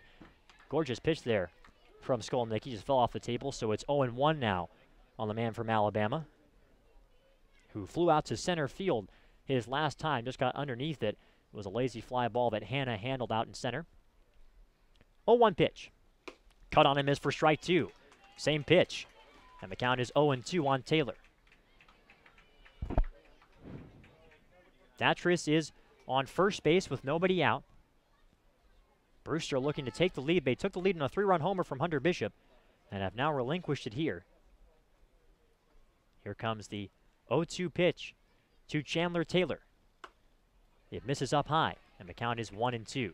Nice take there from Taylor. We've seen the high fastball be a tricky thing for him to deal with. It was what got him swinging in the 4th inning earlier in this game. That time lays it off. So the count's 1-2. Here comes the pitch. Nope, they're going to go to first base. Checking on Datris. He gets back safely without a slide on the toss from Skolnicki. Skolnicki, the NECBL All-Star, got in there on a fan vote, just like they do in the big leagues. 1-2 is the count on Taylor. Here comes the pitch. Check swing on a pitch that was low. They appeal, and he did not go around, says Bob Dwyer, the third base umpire. That was very, very close on a pitch that dropped just below the strike zone, but they rule that Taylor didn't quite go around, and the count is even 2-2 on Chandler Taylor. This is turning into a very good at-bat for Chandler, battling back from that 0-2 hole, laying off a couple of good pitches from Skolnicki. Skolnicki now comes set, takes a deep breath, the 2-2. Misses up and in on an off-speed pitch to make the count 3-2. And you're right, Aiden, this has been a gorgeous at-bat from Chandler Taylor, who has stuck to the 3 true outcomes a lot in this postseason. A lot of strikeouts, a lot of walks, and 1 home run. Tied for the team lead with 6 walks coming into this game. The 3-2 pitch. He half swung on it, and he went around for strike 3 on a breaking ball. So in the end, it was the pitches down low that stymied Chandler Taylor. He strikes out for the 3rd time tonight. And with a runner on first base and 1 out, it's Darius Hill's turn. You could have expected Chandler to see a heavy dose of breaking balls there in that at-bat, and that's exactly what he got from Skolnicki. The left-hander knows Chandler struggles a bit more against southpaws, and Chandler's a dead fastball hitter unless the breaking ball's hanging. Skolnicki did a good job of burying his off-speed pitches in the dirt. So it's lefty on lefty still with Hill at the plate. The pitch is hit high in the air to center field. Hanna was playing toward left center. He moves to his left and comes to straightaway center, and he makes the catch for out number 2. So first pitch swinging for Hill, and he is retired with the fly ball to center, and Zach Yehagen will now dig in. His first at-bat for Zach Yehagen. His Tar Heel teammate Kyle Datris is on first base with 2 men out, and now in this situation in the bottom of the 9th, you wonder if Datris might be getting assigned to head to second base here in this situation, and I'm sure that's something that the catcher Zach Susi and the hurler Jared Skolnicki are aware of as well. Zach Yehagen, again, his first at-bat in this ball game today. In the playoffs as a whole, he's hitting 200. And it looks like it may not be Skolnicki who has to pay attention to Datris, as Harvey Shapiro is taking a slow walk out to the mound. There are a couple of relievers that are warming in the Bourne bullpen right now. Shapiro, the first time he made a change, stood and talked with his guys and his infield for a while before home plate ump Rick Del Vecchio went out and made him signal. This time, that won't happen. He makes the signal after he reaches the pitcher's mound, and that will finish things for Skolnicki. A terrific outing, all things considered, for Jared Skolnicki on the mound, but he will give way to a new arm, and it looks like it's going to be Kyle Marmon, if my eyes do not deceive me, for the Bourne Braves. We will come back here in the bottom of the 9th of Game 1 of the League Championship Series, tied at 4 on the Whitecaps Radio Network.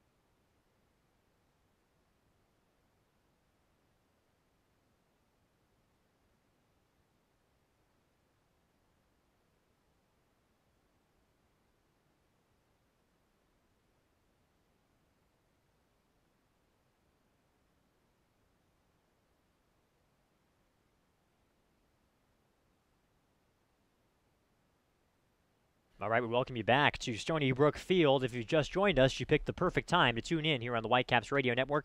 Carter Badil and Aiden Doyle here with you. It is indeed Kyle Marmon, the righty out of Florida Atlantic, originally from Orlando, Florida, who will come on to pitch for the Bourne Braves. He has made 2 appearances in the playoffs, thrown 4 innings, given up 3 hits, no runs allowed. He's walked 1 and struck out 6. And in those 2 appearances, both got the win. He's got 2 decisions in the playoffs. 2-0 is Kyle Marmon. So here is Zach Gahagan. Gahagan again making his first at-bat of this game. Came in for defense in the 9th inning, replaced Julian Infante at first base, and in the 8th spot in the order. He's 2 for 10 in this postseason. No homers or RBI. Kyle Datras is on first base, does have some speed, and he's taking a pretty aggressive lead out there. 2 men out here in the bottom of the 9th of a tied game. The pitch from the righty Marmon is a breaking ball that's in there for a called strike up at the letters, and the count is 0-1 on Zach Gahagan. 4-4 is the score. Brewster has their 4 runs on a 3-run homer from Hunter Bishop, and then a crazy play where a ball went out of play and Hill was allowed to score in the bottom of the 7th. They check the runner at first base, and diving back is Kyle Datras.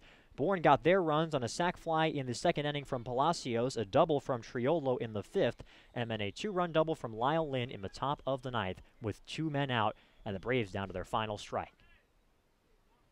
0-1 the count on Zach Gahagan.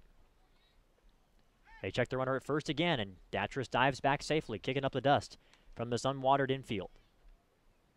Still 0-1 on Gahagan.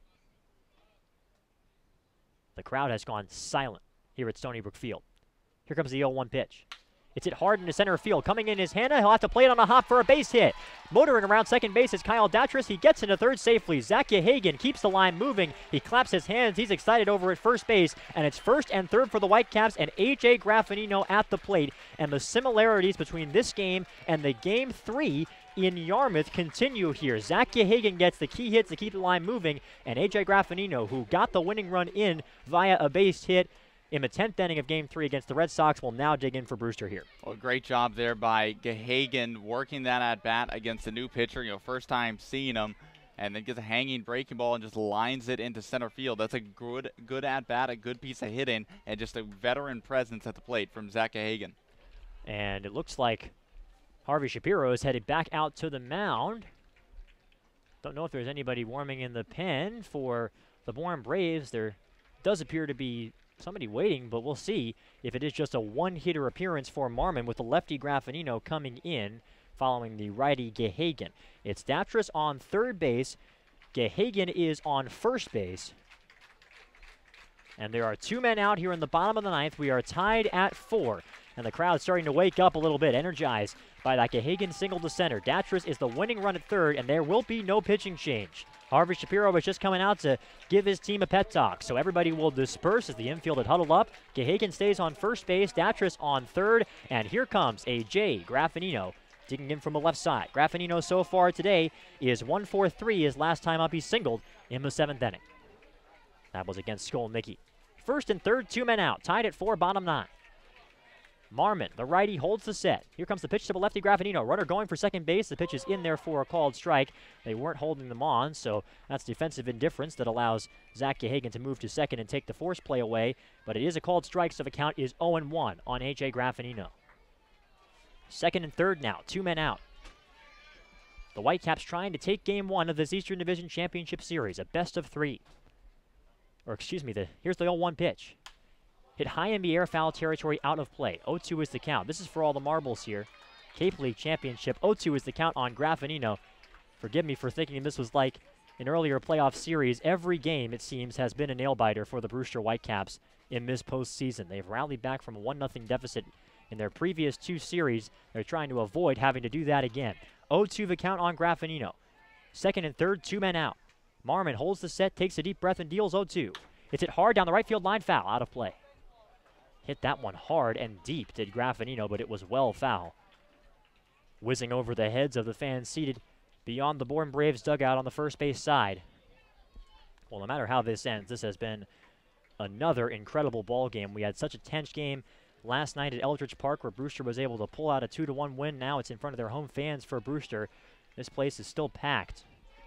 0-2 the count on A.J. Graffinino. Marmon gets ready again.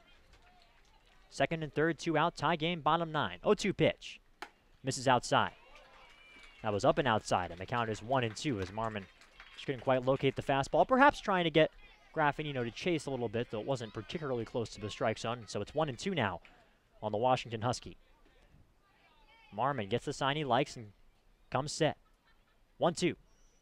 Swing and a miss, he got him, strike 3. Slapping the tag on him for good measure is Susi, and we have free baseball here in Brewster tonight. Tied at 4, the Whitecaps failed to put a run across in the bottom of the 9th inning. No runs for Brewster on 2 hits and 2 runners left on. At the end of 9, it's 4-4. You are listening to Brewster Whitecaps baseball on the Whitecaps Radio Network.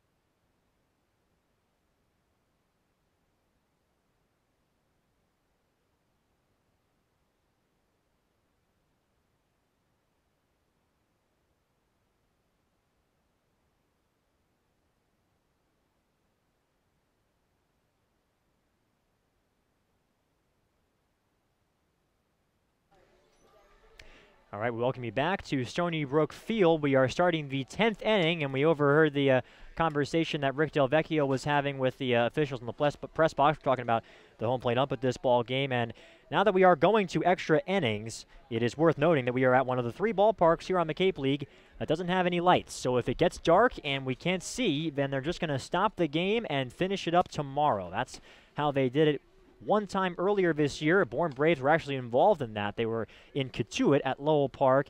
Game got stopped after 10, and Bourne wound up scoring 3 runs in the 11th inning the next day, getting the W, and then finishing the Kettleers off at their place the next day. So a good day at the office for Bourne in that first round of the playoffs. Shane McDonald will come on and pitch for the Brewster Whitecaps. Sam Bordner is done after an inning of work. When last we saw McDonald, he was coming on in relief of Jonathan Stever in game number 1 of the Orleans series, where the Firebirds won by a score of 4-1. McDonald threw 6 innings, gave up just 1 run on 4 hits, 1 walk, and 5 Ks in what was a losing effort for the Brewster Whitecaps. It's going to be Susi, Hanna, and Radzowicz. 2 up for the Bourne Braves. Those are hitters number 4, 5, and 6 in the order. Susi's a lefty. McDonald is also a lefty. Here's the pitch. It is just a bit low, and the count is 1-0 on Zach Susi. Susi is 0 for 4 so far in this game. Has put every ball in play. In fact, they've all been gloved. No ground outs. A pop fly, a little looper, a couple of fly balls. 1-0 pitch. Hit hard, high in the air to left field. Costas racing back. He's still moving back, and he makes the catch on the run. A terrific catch from Marty Costas. Looked like he left his feet, leaping up and reaching over the shoulder, and that's out number 1. A great play from Costas on an important hitter in this game. Yeah, it almost looked like the Air Jordan logo there going back into sure his did. right. I know he's a basketball fan as well, so I'm sure. I wonder if that's on his mind. Like, ooh, I'm going like Jordan. But no, a good play there by Costas, and he's got good speed out there in the outfield. We've seen it all year long. Didn't exactly get a great read on that ball immediately off the bat, but a great recovery, and he tracks it down for out number 1. So here now is the lefty Jamison Hanna with 1 out in the top of the 10th. The pitch misses up high to make the count 1-0. We're even at 4 in this ball game here at Stony Brook Field, and it's worth noting that we do have still plenty of light in this ballpark. We probably have a couple more innings worth of light here in this game, but after that it could get dicey. Here comes the 1-0 pitch. It's hit hard but foul, left side, out of play. The count is 1-1, especially in a postseason game, extra innings where things are going to certainly slow down in terms of the pace, with every decision being so important. That's going to be vital in this game when you're talking about where the lack of lights come in. Looks like Troy Miller has gotten up and is getting loose for the Whitecaps in the pen. Here comes the 1-1 pitch. It is in there for a called strike. That was a gorgeous two-seamer there from McDonald. It started off in the middle of the plate and then ran a bit toward the inside corner, lower half. So Hannah is now behind him a count, 1 ball and 2 strikes. Hannah is 2 for 4 with a run scored. Both of his hits singles. Here comes the 1-2 pitch. A weak ground ball left side. It skitters across the foul line, and that one is going to whack against the third base bag. It's an infield hit for Jamison Hannah. That one had a ton of English on it, just kept spinning, and staying in fair territory, and Datrich just had to watch it doink against the bag. So a bit of bad luck for the Whitecaps, and Hannah is aboard on an infield hit. Yeah, that's some really tough luck for the Whitecaps, especially because Hannah's got good speed, so now you invite him onto the base paths. But it is a good pitch from McDonald. Hannah hit it about 1.5 feet, and it just rolled all the way down the line, staying just fair. And just really, really unlucky for Shane McDonald and the Whitecaps. So now it's the DH, Kevin Radzowicz. He's a righty against the lefty McDonald. 4-11-2 for Bourne, 4-6-0 for Brewster here in the top of the 10th inning. The pitch to Radzowicz misses high and away. The count is 1-0. That fastball didn't locate well from McDonald. Radzowicz singled his first time up in the second and has been retired for his next 3 at-bats, 1 for 4 in total on the day. Count 1-0 on Radzowicz, with Hannah aboard first base and 1 out. The pitch. Again, misses up high. That one was over the plate, but well above the letters, almost at eye level there to the Braves DH today. 2-0 is the count. Again, Jamison Hannah was 8 out of 10 stealing bases in the regular season. Has yet to try one in the playoffs in the 4 games plus this one that Bourne has played. 2-0 is the count on Radzowicz. Holding him a set is McDonald with his glove at his belt buckle. Here's the pitch. In there for a called strike at the knees. The count is 2-1. That low strike from Rick Del Vecchio has been so important for these Brewster Whitecaps pitchers. We saw it with Losi. We saw it with Bordner. Now we see it with McDonald. McDonald staring in again, ready to go. He's not, stepping out of the box there was Radzowicz to kick some clay out of his cleats, and McDonald is ready to go. He wants to keep this moving. 2-1 is the count. The pitch misses down and away. So it's 3-1 on Radzowicz. The on-deck hitter is Grant Witherspoon, who is 0 for 3 with a walk in this game for the Bourne Braves. 3-1 the count. So far, Hannah has stayed put over at first base, the defensive-minded center fielder for Harvey Shapiro's team. 3-1 is the count. We are tied at 4 in the top of the 10th inning with 1 out. 3-1 pitch. Runner going for second base. The pitch is fouled away right side, and the count is full. Hannah did not get the best of jumps there. Just spoiling that pitch was Kevin Radzowicz. And now it's a 3-2 count on Radzowicz. The man from Fairfield University, one of the Stags, originally from Cromwell, Connecticut. So a New Englander through and through. Runner on first base and 1 out. This game has just gotten so tense. Here comes the 3-2 pitch. Now they're going to check the runner at first base. And the crowd again falls silent. This is a record crowd here at Stony Brook Field. And not a peep there as they check that runner. That's the Cape. All these fans are invested. They're watching intently on the edge of their seats. Top of the 10th. Count is full. Here's the pitch to Radzowicz. It misses outside, ball 4. So an infield hit and a walk give the Bourne Braves runners on first and second with 1 man out. Grant Witherspoon will dig in now for the Whitecaps. Troy Miller still warming out there in the Brewster pen for the Whitecaps. Witherspoon, as I mentioned, is 0 for 3. His walk came in the 2nd inning. Was left stranded in that inning. Mickey Gasper now comes out to have a chat with Shane McDonald. Still out there, just Gasper and McDonald having a conversation over by the pitching rubber, and Gasper looks toward the dugout, and now Austin Straub, the pitching coach, will hustle out of there. And he jogs up, and it looks like the Whitecaps infield will come in and talk to McDonald. If you're Austin Straub, Aiden, what are you saying? Well, it's just a very delicate situation. You have the advantage because it's a lefty-lefty matchup. A ground ball potentially gets you out of the inning, and he's a guy who's struggled today. But at the same time, he's also a guy who hasn't been too predictable. He's hit a ground ball, a fly ball, and a strikeout. So it's very interesting to see how Shane McDonald will pitch here. And I think that Shane McDonald has been removed from the game. Austin Straub has signaled for a pitching change, and McDonald comes out. Not sure why it was Straub who made the decision, but McDonald is done. Troy Miller will jog in, And boy, you're talking about a delicate situation. How'd you like to have a delicate situation like this when you're coming into a game? That's the way it is for Troy Miller. First and second, one man out. And Troy Miller is going to have as long as he needs to warm up, for the reason that you have as long as you need to warm up. First and second, one out, tied at 4, top 10. We're back after this on the Whitecaps Radio Network.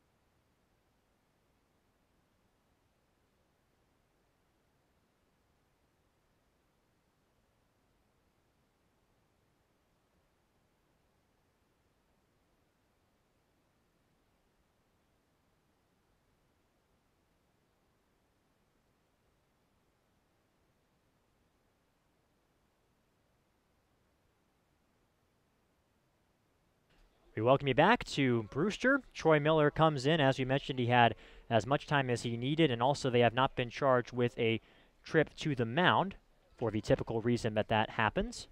First and second, one man out. We are tied at 4 in the top of the 10th inning here at Stony Brook Field. And Troy Miller asks Mickey Gasper to run through the signs with Grant Witherspoon at the plate. He's a lefty against the righty Miller. The pitch. Cut on and miss for strike number 1. A fastball from Troy Miller, blowing it by him. And so the count is 0-1 on Witherspoon. Witherspoon again is 0-for-3 with a walk in this game. That walk came way back in his first plate appearance in the second inning. Jamison Hanna is on second. He has speed. He's the go-ahead run. Kevin Radzewicz is the runner on first base. 1-0. Or the 0-1 is cut on and missed. It was foul, tipped into the glove of Gasper, so says Del Vecchio behind the plate. 0-2, the count on Witherspoon. Richie Palacios is on deck for the Bourne Braves. As tense a playoff game as you'll see. Then again, that's all Brewster has played in this postseason. Miller checks the runner at second and now steps off. He'll reset, shakes off a sign from Gasper, and now nods. 0-2 the count. Checks the runner again. The pitch is fouled back to the screen. Just got a piece of another heater, it looks like, there from Miller. Did Witherspoon. Miller coming on in relief of McDonald. He is the 5th pitcher that Jamie Shevchik has called upon in this ball game. 0-2 is the count on Witherspoon. The pitch. Hit on the ground, right side. It gets into right field for a base hit. Hanna's heading around third. He's being held up at third base at the last second by Harvey Shapiro. And the runner's caught between second and third. They didn't get the message, and they're going to get him in a rundown between second and third base. And heading into second is Witherspoon, and just hung out to dry rather humorously. Now they're both at second base. One of them has to be out, and the out is made. That was such a strange play. It was Kevin Radzewicz, who I guess didn't realize that Hanna had been held up at third. So he just kept on motoring around second base, and then both runners found their way to second, which of course you can't do. One of them's got to be called out, as it looked like the runner Witherspoon made the decision to, hey, I'll run over to second, and I'll be there when the rundown ends. It'll at least cut our losses. But Radzewicz didn't realize that either, it appeared, and now Witherspoon. So Witherspoon has been ruled out. Witherspoon's going back to the dugout, and Radzewicz is standing at second. That is a strange. Every time you come to the ballpark, you see something you've never seen before. But it's second and third, and there are 2 out now. And it's going to be Palacios at the plate. Palacios is a left-handed hitter, and he takes the pitch inside to make the count 1 ball and no strike. That is a base running mistake that could come back to haunt the Braves. Instead of bases full and 1 out, it's second and third and 2 men out. 1-0 the count on Palacios. Here comes the pitch. It misses low, 2-0. First base is open. Tyler Fitzgerald, the 9-hitter, is on deck, but Fitzgerald is 2 for 4 with a pair of singles and 2 runs scored as well for the Bourne Braves in this game. 2-0 the count. We are in the top of inning number 10 here at Stony Brook Field. The game is knotted at 4. 2-0 pitch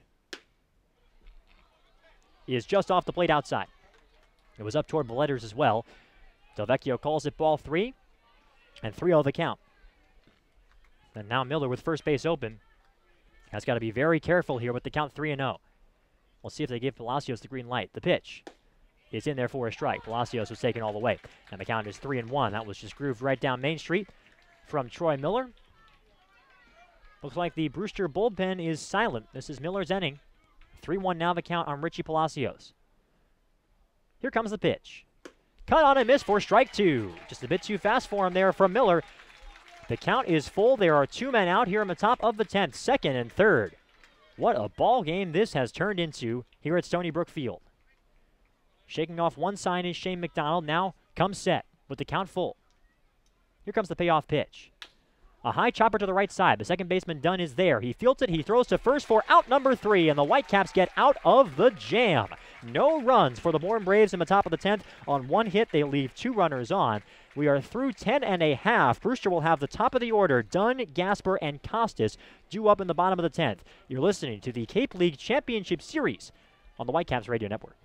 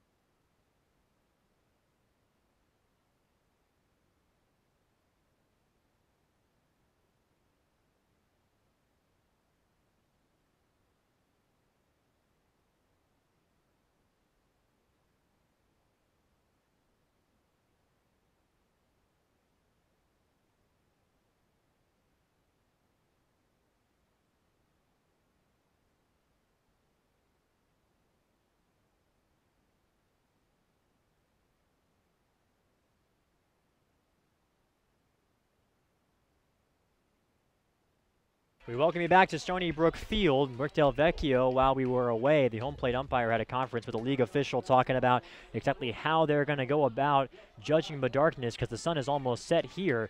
He says if they can't see, they'll suspend it. That's kind of the way they're handling it, and the umps will convene before they do. Top of the order for Brewster in the bottom of the 10th of a tie game, 4-4, starting with Nick Dunn. The pitch to a lefty from the righty, Marmon.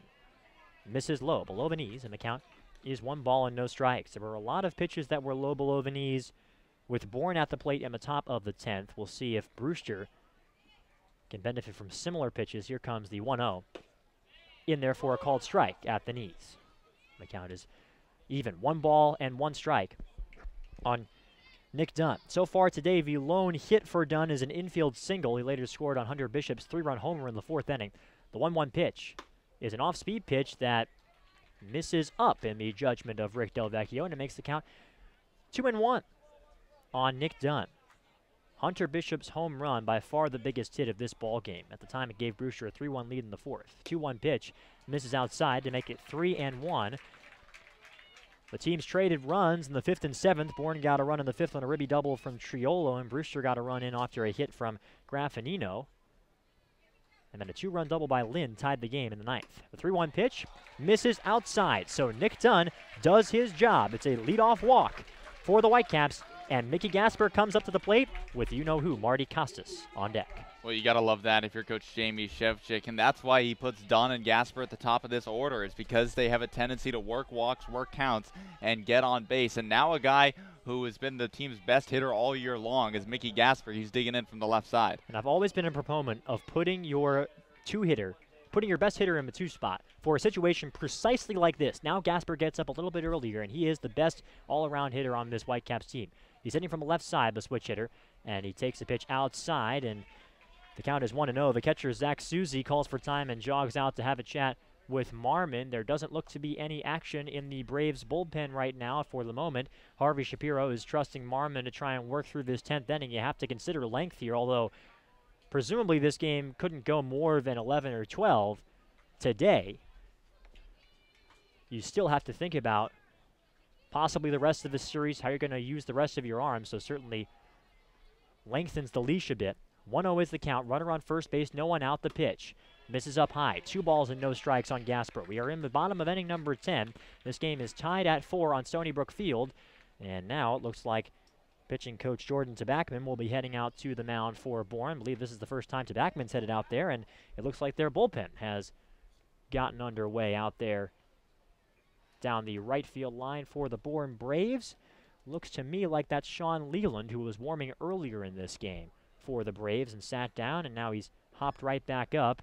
And Tabachman just has a quick conference with Marmon and the catcher Susie, and the Amherst College coach and the former Yukon Husky player will head back to the dugout for the Bourne Braves. So 2-0 is the count on Mickey Gasper, the switch hitter, hitting from the left side.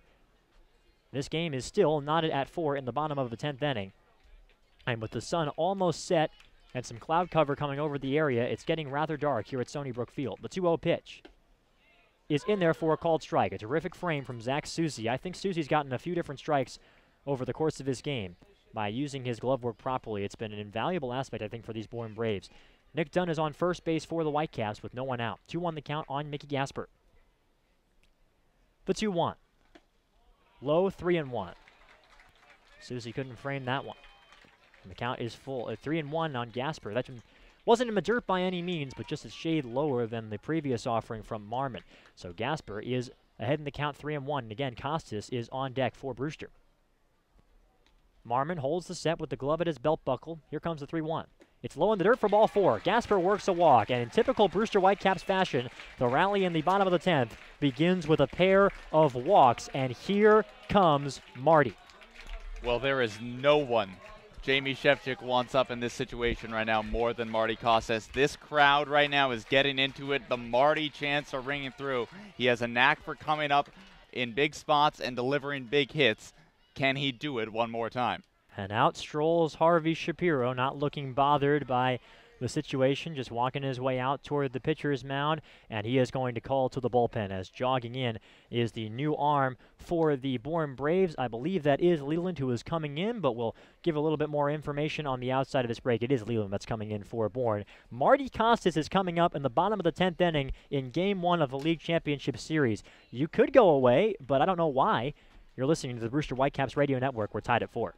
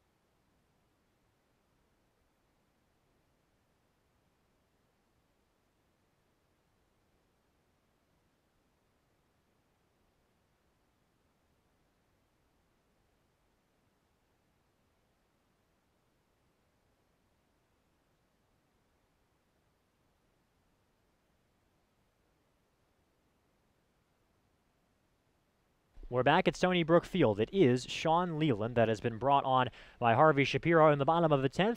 No outs in the bottom of the 10th inning. Dunn and Gasper both drew walks to start this frame off. So it's Dunn on second, Gasper on first, and the three-hitter Marty Costas due up for the Brewster Whitecaps. Leland has made one appearance in these playoffs. He's a righty out of Illinois. It was that one appearance. It was a start for, or excuse me, it was a relief appearance, went 2 1/3. 1 hit allowed, 1 walk, and 3 Ks did not allow a run to come in. And now Marty Costas will make his way over just as soon as he gets the signal. One more warm-up pitch to be done for Leland, and he does fire it in.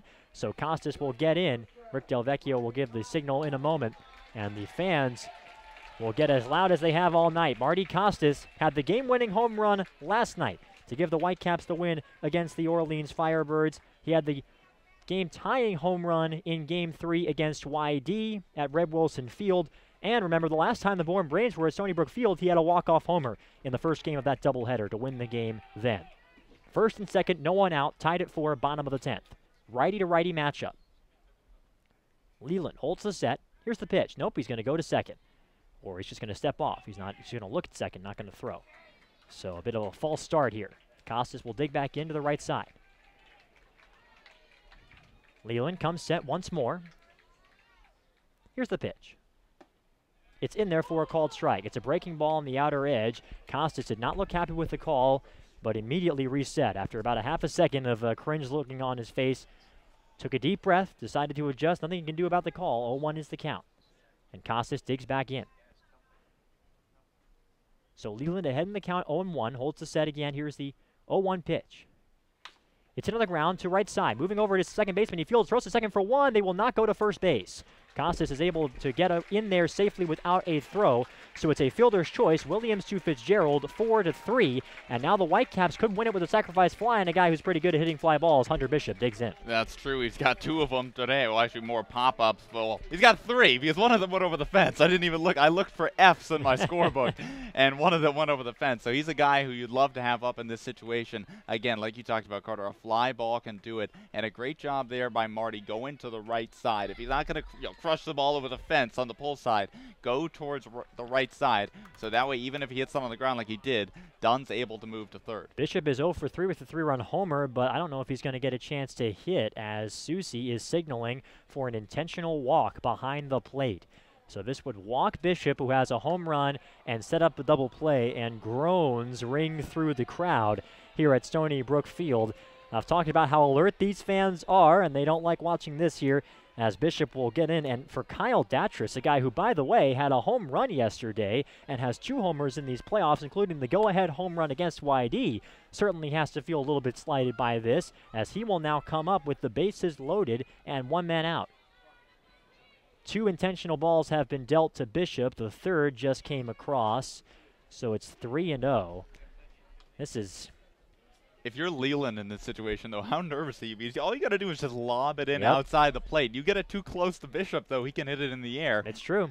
Or if it gets away, it's unlike anything he's done before, because typically you're gunning it in there at 90 miles an hour, and now all you got to do is lob it. And he does complete the intentional walk. That's the second intentional walk that we've seen of a Brewster Whitecap in this postseason. The first one came to Darius Hill in the 7th inning of the game versus Orleans. That was game 2 here at Stony Brook Field. So here comes Kyle Datris. Bases full. 1 man out. Bottom of the 10th, tied at 4. We're in game 1 of a league championship series, and the sun has set. We are running out of light here in the bottom of the 10th. Bases full, 1 man out. It's Dunn on third, Costas on second, Bishop on first. All of them have speed. The pitch. Outside. And the count is 1-0. Another off-speed pitch there from Marmon. That was the pitch that he was able to get a first pitch strike on to Marty Costas. But that time, just a bit further out in the eyes of Rick Del Vecchio behind the plate. So 1-0 the count on Datris. Leland holds the set. The pitch. In there for a strike. A slurve that broke on the inside part of the plate. One of the best breaking balls we've seen all ball game, as that one started off looking like it might hit Kyle Datris and wound up catching the inside corner. So 1-1 on the UNC Tar Heel. And now Zach Susie will call for time and head out to the pitcher's mound. You have to wonder, regardless of whether the Whitecaps can bring a run across, whether the 11th inning will happen tonight, as we are really running out of light. 1-1 is the count on Kyle Datris. Again, a sac fly could win it for Brewster. The corners are in for Bourne. 1-1 is the count on Datris, a right-handed hitter against the righty Leland. Here's the pitch. It misses outside on a fastball, and the count is 2-1. We are in the bottom of the 10th inning here in Brewster. Bourne has not lost in the postseason this year. They are 4-0. The Whitecaps have not won a game one, but they've never lost here at Stony Brook Field in the postseason. 2-0 in those games. 2-1 the count on the righty Kyle Datris, and Leland will take a minute to rub up the baseball and now is ready to go. Pitcher and hitter both take a deep breath. And here comes the 2-1 pitch. It's fouled back to the screen, and the count is even, 2 balls and 2 strikes. Datris unhappy with himself after not being able to drive that one, and it's 2-2. This crowd went completely silent before the pitch. Every single person in this ballpark has their eyes fixed on this game. Bases loaded for Brewster. Again, all 3 base runners have speed for the Whitecaps. Waiting on a 2-2 pitch to Kyle Datris. He took some time, now he digs back in. Leland stares in, gets the sign from Susie, and now it comes set. The 2-2 pitch. Is it high in the air, foul ground right side. The first baseman, Lim, moves over toward the warning track, running out of room, and he makes the catch up against the screen in front of the Bourne Braves dugout for out number 2. Datris cannot bring the run in. A pop fly caught by the first baseman, Lynn, and now it's Chandler Taylor's turn for Brewster with 2 outs in the bottom of the 10th. Lyle Lynn had maybe a foot or 2 more room before he ran out of it on that gravel, that gray gravel surface on the first base side. So here comes Taylor. Taylor today is 0 for 4 with 3 strikeouts. Can he erase all of that here with a walk-off hit? Bases loaded, 2 men out. Here comes the pitch to the lefty. It misses low in the dirt, nearly squirted away from Zach Susie. A terrific job to cover his 5-hole up with his glove. Dunn has speed over at third base, and with the chain link backstop here at Stony Brook Field, that's always something to keep in mind. 1-0 the count on Chandler Taylor. Bases loaded with 2 men out, and the stadium falls silent again. Holding the set is Leland. The 1-0 pitch, fouled away left side. Taylor got some good wood on that baseball, but just couldn't quite direct it well. Launched it over the stands on the third base side. So the count is even. 1 ball and 1 strike on Chandler Taylor. The game is tied at 4 here on the bottom of the 10th in Game 1 of the Cape League Championship Series between Bourne and Brewster. The 1-1 pitch. Hit on the ground, foul, right side. A high chopper that winds up skipping over the Bourne Braves dugout and over toward the stands out there on the right side. Some Braves fans over in that area. So it's 1-2 on Chandler Taylor. And Leland is a strike away from getting out of this jam. Brewster started off this inning with a pair of walks and a fielder's choice from Costas. Then an intentional walk to Bishop loaded the bases. 2 men out. 1-2 is the count. Here's the pitch. And it misses down and in, and it hit him! Did it hit him? It did! And the Whitecaps have won it! Chandler Taylor hit by a pitch on the shin, and the ball game is over! A walk-off hit by pitch, and Brewster takes Game 1 by a final score of 5-4 in 10 innings. A wacky ending to a thrilling ball game, and Brewster has a 1-0 lead for the first time all postseason. They will have a chance to wrap up their first title in 17 years when we go to Bourne tomorrow night. I've never seen that before. I have never seen that before, and what a fitting end to a bizarre ball game here at Stony Brook Field between the Whitecaps and Braves. You know something, Datris had a chance to win it there. You popped out, and I'm sure a lot of Whitecaps fans are, now it's 2 outs, the fly ball can't do it. Chandler Taylor was already struck out 3 times today, falls behind 1-2 in the count, and takes a breaking ball, a very good breaking ball when you think about it, from Leland. And it hit right off of his right foot, right off of the front foot, and that is a great job by Taylor, though, to be disciplined and not chase, because even if it hits him and he swings, it's a strike, and he's out. Yep. So to be disciplined enough to lay off that pitch, that's huge, and that just put the Whitecaps 1 win away from the first title since 2000. And as much as it might not fit your highlight reel the best, this was kind of fitting for the Brewster Whitecaps with this bottom of the 10th inning rally. Let me recap this for you again.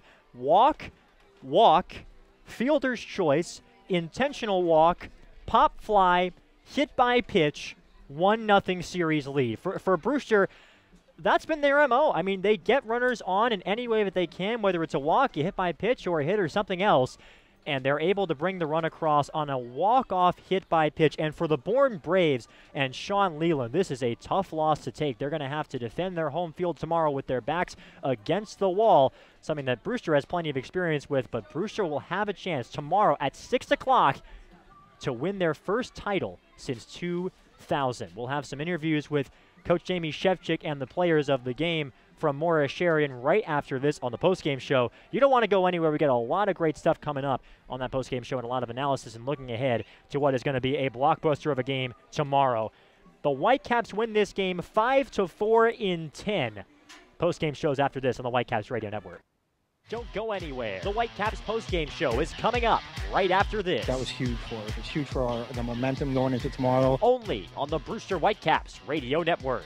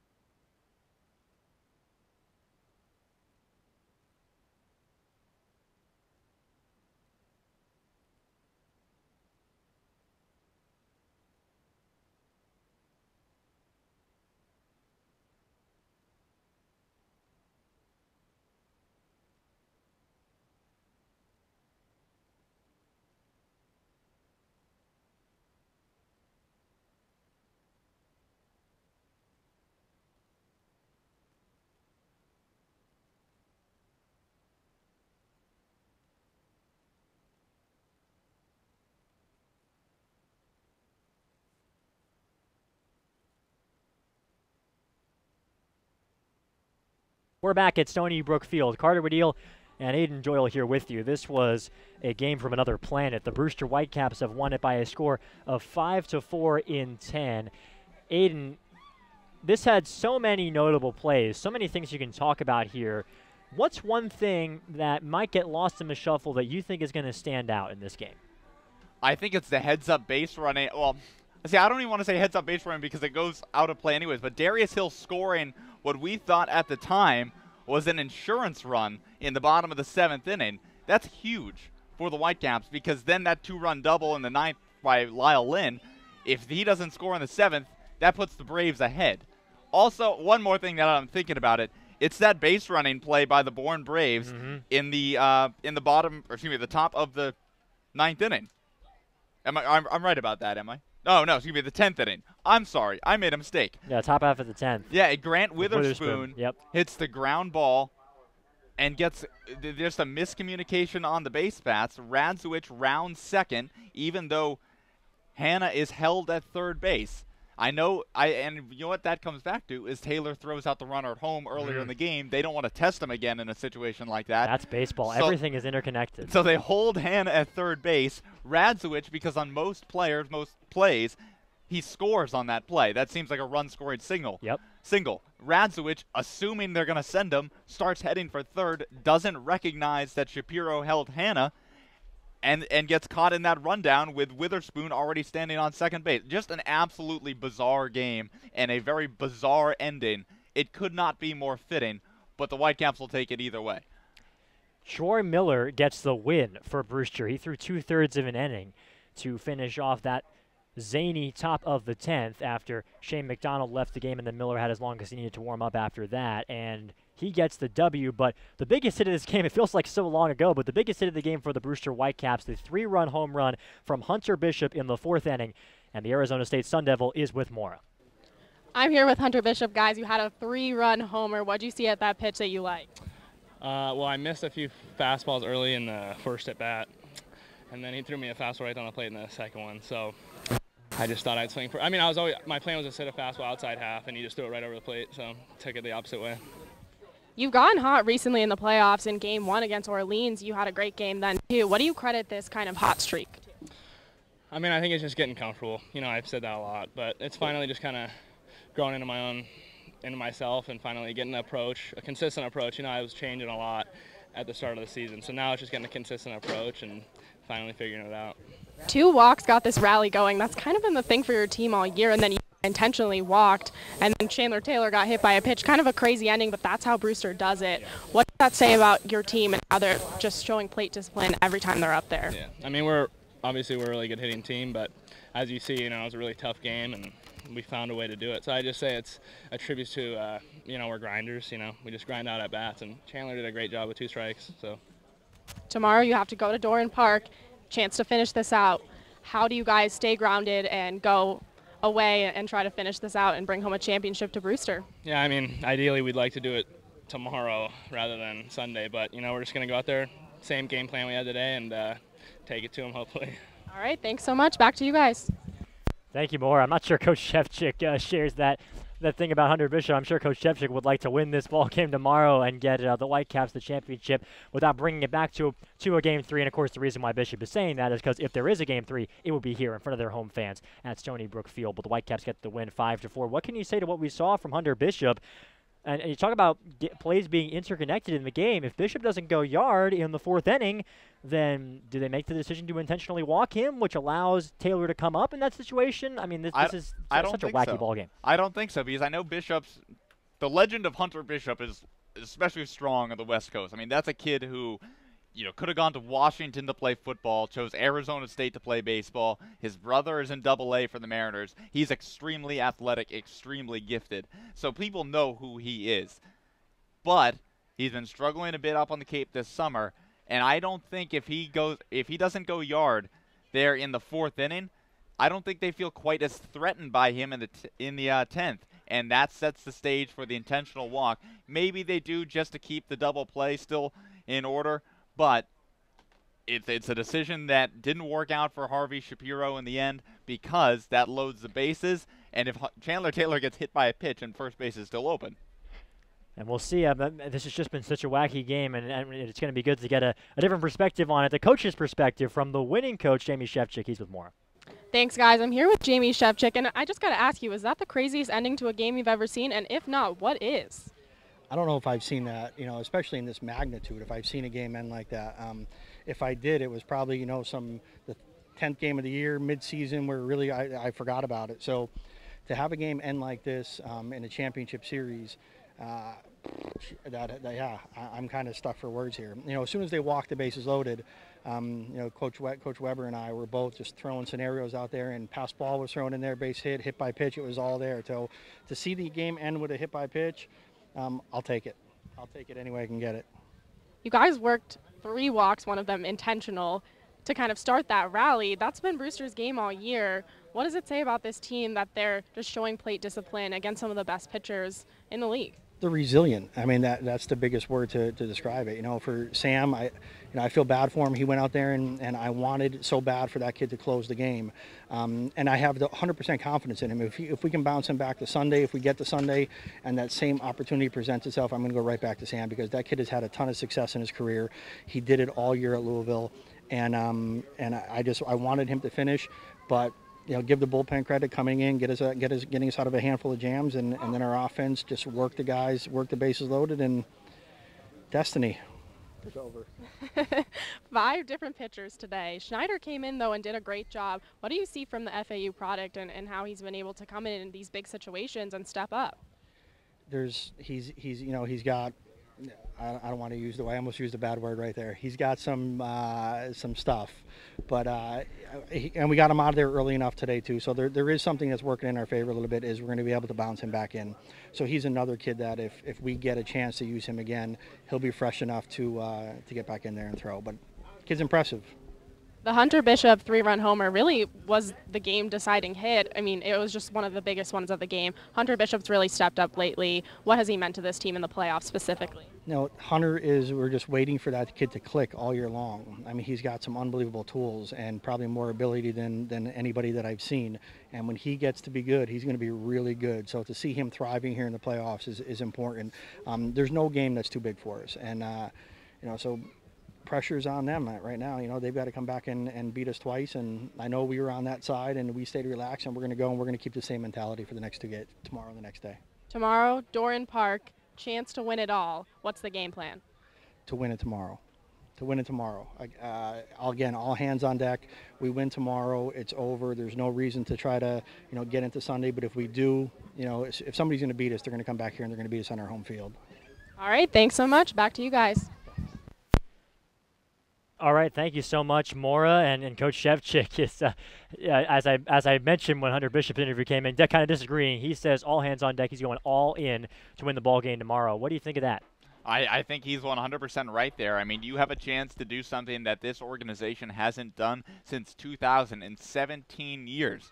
You don't take any chances around there. You've got game 2. I know it's on the road. I know it's at a place where where the Whitecaps split 2 games this year. They went 1-1 at Doran Park, but they've got a chance to put it away. If they swing the bats well, they're disciplined at the plate, and play good defense behind them, I think that team has a legitimate chance to just close it out tomorrow in a sweep, which is incredible because when you think about it, this is not the way. It's really an incredible game because Brewster in the first 2 rounds, both lost game 1s and then had to come back, and it almost you compared it, Carter, perfectly. It seemed like deja vu all over again to game 1 against YD, except this time it's at home, and this is an unfamiliar situation for the Whitecaps now, being up 1-0 in the series. So it would be interesting to see how ready, how pumped up they come out tomorrow with a chance to win it, or is it a little bit different playing, without your backs against the wall?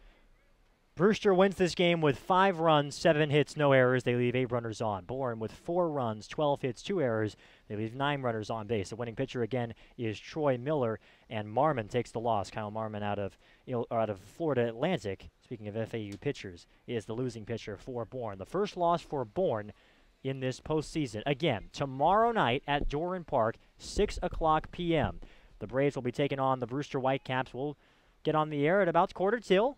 And we will have that ball game for you, and Brewster is playing for a title. If the Whitecaps win that game, they will sweep the series and get their first championship since 2000. You do not want to miss that tomorrow. For Aiden Doyle and Maura Sheridan and everybody else in our crew here at the Whitecaps Radio Network, I'm Carter Wadil. Thank you so much for tuning in tonight. Have a great Friday night, and we will see you tomorrow.